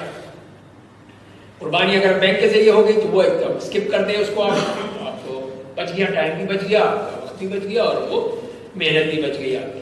وہ بینک والے کریں گے. پھر آپ نے جو ہے وہ اپنے سر کے بالوں کا ہے کہ ان کو اس طرح سے منڈوانا ہے، وہ افضل ہے. تو اس کو پوری طرح وہ بال کٹوائے جائیں گے، پورے سر کے بال یکساں، اطراف میں چھوڑ کے بیچ کے بال وغیرہ یہ سب غلط ہے، ناجائز ہے. دائیں سے طرف شروع کیا جائے گا. اور وہ مرد اپنے بال خود بھی کاٹ سکتے ہیں، خواتین بھی کاٹ سکتی ہیں. مرد اپنی محرم خواتین کے بال کو کاٹ سکتے ہیں، خواتین بھی اپنی ایک انگلی کی ڈنڈ لینی ہے وہ بھی کر سکتی ہیں، کوئی حرج نہیں ہے. تو یہ پھر ہمیں اس کی سنت ہے کہ ہم حلق کروائیں، یعنی اس طرح سے کروائیں. نہیں کروانا چاہتے تو ٹھیک ہے، مشین سے کروا لیں، کینچی سے کروا لیں، لیکن پورے سر کے بال کٹوانے ہوں گے. تو یہ کہے گا تحلل اصغر. اس لیے کہ اب کیا کر سکتے ہیں، اب آپ کو یہ اجازت مل گئی کہ آپ نے رمی بھی کر لی، حلق بھی کر لیا، قربانی کا مسئلہ پہلے حل ہو گیا. تو اب یہ کہ غسل کریں، کپڑے پہن لیں. یہ ہے تحلل اصغر. یہ ہے پہلا تحلل ہے آپ کا. اس میں یہ ہے کہ اپنے جو ازدواجی تعلقات نہیں قائم کر سکتے وہ اس میں پابندی برقرار رہے گی. باقی آپ جنہیں خوشبو بھی لگا سکتے ہیں، کپڑے بھی پہن سکتے ہیں، ٹوپی بھی پہن سکتے ہیں، سر بھی ڈھانپ سکتے ہیں، چہرہ بھی ڈھانپ سکتے ہیں. خواتین کے لیے بھی، مردوں کے لیے بھی ساری پابندیاں سوائے ایک پابندی کے سب وہ ختم ہو گئی. اس کے بعد پھر آتا ہے تحلل اکبر. وہ یہ ہے کہ طواف افاضہ کے بعد جب طواف افاضہ کر لیں گے تو پھر آپ تحلل اکبر ہو جائے گا آپ کا کہ آپ بالکل یہ تمام پابندیوں سے آزاد ہو گئے. اب طواف افاضہ کے لیے اب مکہ واپس آنا ہوگا. 10 ذی الحجہ کو آپ آئیں گے. اس لیے کہ 3 کام تو ہو گئے آپ کے. چوتھا کام یہ ہے یہ طواف افاضہ کرنا ہے. اسی دن آ جائیں، رات میں آ جائیں، کوشش کریں کہ اسی دن ہو جائے. مجبوری ہو تو اگلے دن جائے گا، ورنہ کوشش کریں کہ 10 ذی الحجہ کے اندر ہی یہ کام بھی ہو جائے. رش بہت ہوگا لیکن کوشش کریں، پلاننگ کریں، آدھی رات کے بعد چلے جائیں مثال کے طور پر. اس لیے کہ مینا میں آدھی رات کے بعد جا سکتے ہیں. آدھی رات کو رہنا، اس لیے کہ رہنا بھی وہاں پہ واجبات میں سے ہے، مبیت مینا کا. اس لیے پھر یہ کہ آدھی رات آپ نے آرام کر لیا، سو لیے، اس کے بعد نکل جائیں آپ مکہ، گاڑی چلتی رہتی سارا دن رات، وہاں جا کے طواف اور صحیح کر لیں، اور پھر اس وقت فجر کے وقت ہو جائے، فجر کی نماز پڑھ کے واپس آ جائیں گے، یہ ذرا بہتر رہے گا اس معاملے میں۔ تو طواف افاضہ اور صحیح یہ جو آپ نے وہاں جا کے کرنی ہے مکے میں، تو وہاں پہ آپ نے کپڑے پہن لیے، کپڑوں میں ہی کریں گے، نہیں اب احرام باندھنے کی ضرورت نہیں ہے، اس لیے کہ احرام تو کھل گیا، ختم ہو گیا، اب آپ اپنے کپڑوں میں جائیں گے، طواف کریں گے اور صحیح کریں گے۔ تو طواف کے بعد 2 رکعت نماز، رمل نہیں ہوگا، صفا مروہ کی صحیح کریں گے۔ اب یہ ہے کہ اس کے بعد اب آپ نے سر اڑانا نہیں ہے، وہ تو اڑا چکے ہیں، اب اور کوئی کام نہیں کرنا، اب تحلل اکبر ہو گیا، اب ہر طرح کی پیروندیاں ختم ہو گئیں، زمزم پیے اور پھر ایام تشریق کے لیے واپس منی آ جائیں۔ اور اس میں ایک رخصت موجود ہے کہ مناسک کی صحیح ترتیب تو وہی ہم نے بتائی کہ رمی، قربانی، حلق اور طواف، یہ 4 مرتب ہے ترتیب کے ساتھ ہے۔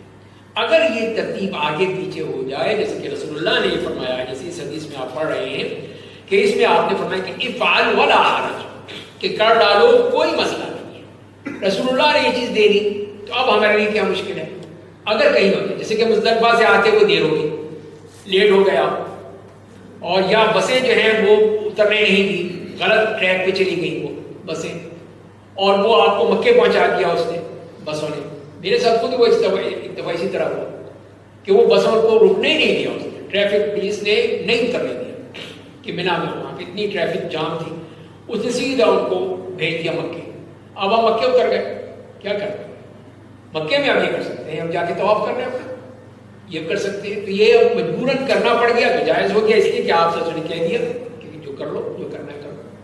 تو یہ حالات کی وجہ سے کتنی آسانی ہو گئی کہ کہیں وہ مجبوراً آدمی کو جانا پڑ گیا ہے، یا وہ ابھی قربانی کا ہے کرنی ہے، کسی نے کہا کہ میں کروا دیتا ہوں، اس نے قربانی کا آپ کو کر دیا، قربانی کر لو، رمی بعد میں کر لیتے ہیں، کوئی مسئلہ نہیں۔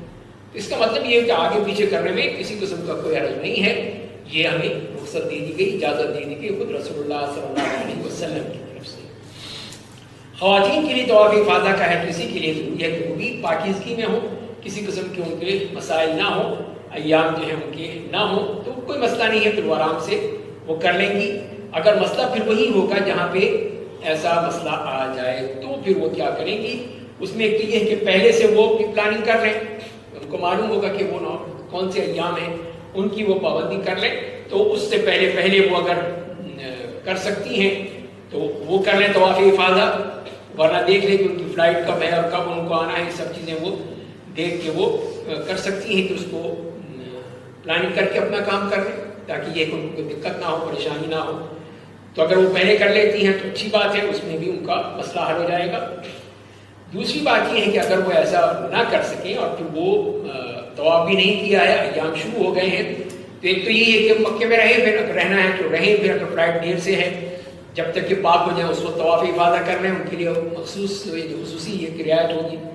اور اگر وہ پھر لیکن پابندیاں باقی رہیں گی ان کے اوپر، اس لیے کہ طواف افاضہ سے تک تو پابندیاں ہیں، تحلل اصغر پہ ہو چکا ہے لیکن اکبر نہیں ہوا، اس بات کا خیال رکھیں کہ جو پابندی ہے وہ برقرار رہے گی۔ اور اس کے بعد پھر یہ ہے کہ یہ اجازت دے دی گئی ہے کہ اگر وہ ایسی صورت نہ ہو سکے، انتظار نہیں کر سکتے، فلائٹ کا وقت مقرر ہے، چھوڑ کے نہیں جا سکتے، ساتھ گروپ ہے، گروپ چھوڑ کے نہیں جا سکتا، تو پھر کیا کرے بیچارے؟ چھوڑ تو نہیں سکتے آپ کو، کیا تم یہی رو بعد میں آ جانا؟ نہیں ہو سکتا، فلائٹیں جو ہیں بک چل رہی ہیں، سب جتنے بھی حجاج کرام ہیں سب کی فلائٹیں بک ہیں۔ اب یہ خاتون رہ جائے اور بعد میں ہم تو پھر بیٹھی رہے گی، ہوٹل کی بکنگ بھی اس کی لمٹ ہے، اس لیے پھر وہ مجبوری کی بنا پر علماء کرام نے یہ فتویٰ دیا ہے کہ وہ اپنی احتیاط کرنے کے ساتھ اسی میں طواف کر لیں، ان کو اجازت دی گئی ہے۔ تو یہ مخصوص حالات ہیں، ان میں ان کے لیے اجازت دی گئی ہے، اگر کوئی وہ کر سکتی ہیں کسی اور طرح سے دوا کے استعمال سے تو وہ بھی ہو سکتا ہے، لیکن وہ پریفریبل نہیں ہے۔ باقی یہ ہے کہ ایام تشریق کی منی کی واپسی ہے، پھر وہاں سے منی ہے کہ 11، 12، 13 ذی الحجہ آپ نے 2 دن تو لازمی ہے، 13واں جو ہے آپشنل ہے، اس میں اگر آپ رہنا چاہیں تو رہ سکتے ہیں، ورنہ آپ جائیں گے۔ تو یہی نبی کریم کی سنت ہے کہ آپ نے 3 دن گزارے تھے، 11، 12، 13 ایام تشریق، اور اس کے بعد واجب کہا ہے، اس میں جو کام کرنا ہے کہ تینوں ایام میں تینوں جمرات، جمرۃ العقبہ، جمرۃ الوسطیٰ اور جمرۃ الصغریٰ، ان کو ساتھ ساتھ کنکریاں مارنی ہیں۔ جمرۃ الوسطیٰ اور صغریٰ کی رمی کے بعد پھر دعا کرنا سنت ہے، جیسے کہ عرض کیا تھا۔ تو 2 دن بھی قیام کر سکتے ہیں، 3 بھی ہے، جیسے قرآن کریم نے ذکر کیا سورہ بقرہ کی آیت نمبر 203 میں کہ جو بھی 2 دن کرے تو ٹھیک ہے، اس کے بعد جانا چاہے تو کوئی گناہ نہیں ہے، تیسرے دن رہ جائے تو اچھی بات ہے، یہ تقویٰ کی علامت ہے۔ پھر یہ طواف وداع کے لیے مکہ واپس آنا ہے، جہاں پہ آ کے اب آپ کا ایک ہی کام رہ گیا، بس سارا کام ہو گیا، حج کے ہو گئے، اب یہ طواف وداع ہے۔ تو طواف وداع کر کے ہی جا سکتے ہیں۔ اب آپ جو آخری کام یہ ہوگا آپ کا کہ آپ جب کہ آپ کی فلائٹ ہو، اس فلائٹ سے جانے سے پہلے جب مکہ چھوڑنا ہے آپ نے، اس سے پہلے طواف وداع کرنا ہے، اور پھر جا کے آپ بس میں بیٹھیں۔ نماز کا وقت آ جائے تو کوئی بات نہیں، نماز پڑھ سکتے ہیں، لیکن یہ ہے کہ وہ آپ کا آخری کام ہونا چاہیے۔ خواتین ہیں، اگر وہ کر سکتی ہیں طواف وداع، یعنی کوئی رکاوٹ نہیں ہے تو ٹھیک ہے، اگر کوئی رکاوٹ ہے ان کے لیے بھی تو وہ ان کے لیے معاف ہے، ان کے لیے پھر معافی ہے کہ وہ طواف وداع اگر نہیں کر سکتی ہیں اپنی مجبوری کی بنا پر تو وہ معاف کر دیا گیا ہے ان کے لیے۔ تو یہ ہے وہ آپ کا حج کا سفر، جو کہ انشاءاللہ خیر و عافیت کے ساتھ مکمل ہوگا۔ تو آپ نے حج کا آخری عمل طواف وداع کو بنانا ہے، اور حج پیکج کے حساب سے جتنے بھی دن ملیں آپ اس کا خیال رکھیں، اپنی نمازوں کا خیال رکھیں وہاں پہ، کہ ایک نماز جو ہے وہ 1,00,000 نمازوں کے برابر ہے، اور یہ پھر آپ کے وہ حج کا مختصر خلاصہ ہے۔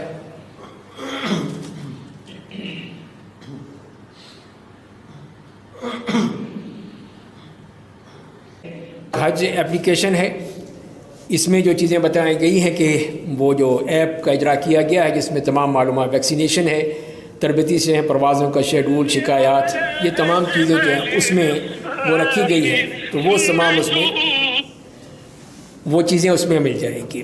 پھر سعودی ویزا بایو ایپ جو ہے، اس میں بھی کہ بایو میٹرک آپ اس میں کر سکتے ہیں اسی میں سے ہی، اور نسک ایپ بھی ہے تو یہ بھی انسٹال کرنے، اس میں پھر ریاض الجنہ میں جو نفل کی ادائیگی ہے وہ آپ کو اس میں رجسٹریشن کرا لیں گے تو آپ کو اس کی ڈیٹ مل جائے گی، تاریخ مل جائے گی، آپ وہاں جائیں گے، آپ دکھائیں گے کہ یہ مجھے ڈیٹ مل چکی ہے، تو آپ وہاں جائیں، آپ جا کے نفل ادا کر لیں، تو وہ اس ایپ کے تھرو ہی ہوگا، ویسے نہیں ہوگا، تو اسی میں آپ کو ملے گا۔ تو آپ نے کہ اسمارٹ فون ہے اس کے ذریعے سے پھر آپ یہ نسک کا جو وہ ہے ایپ وہ آپ اپنے اس میں انسٹال کر لیں اپنے فون میں۔ اس دعا کے ساتھ کہ اللہ تعالیٰ آپ کو حج میں ہمت دے، طاقت دے، صحت دے، آپ آرام سے سکون سے حج کر سکیں، اور اسی طرح خیریت کے ساتھ، اچھے طریقے کے ساتھ، آرام سے، سکون سے اور صحت کے ساتھ واپس تشریف لائیں، اور اللہ تعالیٰ آپ کا یہ حج قبول فرمائے۔ اور سب سے بڑی جس کی دعا کرنی ہے آپ نے، وہ حج مبرور کی دعا کرنی ہے۔ اب حج مبرور کی دعا کرنی ہے کہ جس میں جو آپ یعنی جا رہے ہیں جس حالت میں، اس سے بدل کر آئیں، تبدیلی ہو، آپ بالکل ایک مختلف چیز ہو، مختلف انسان ہو، تاکہ وہ حج مبرور بن سکے۔ تو یہ چیز اس کا بھی خیال رکھیں، اور پھر ظاہر ہے کہ اپنے ملک و قوم کو خیال رکھیں، ان کے لیے ضرور دعا کریں، اپنے ملک کے لیے، اپنی قوم کے لیے، سب کے لیے، اپنے لیے، اپنے گھر والوں کے لیے، مرحومین کے لیے۔ تو یہ دعائیں جو کرنا ہے، پورا حج ہی اس بات کا یعنی ایک موقع ہے کہ ہم ان کے لیے بھرپور دعا کریں۔ سبحانک اللہم و بحمدک، اشہد ان لا الہ الا انت، نستغفرک و نتوب الیک۔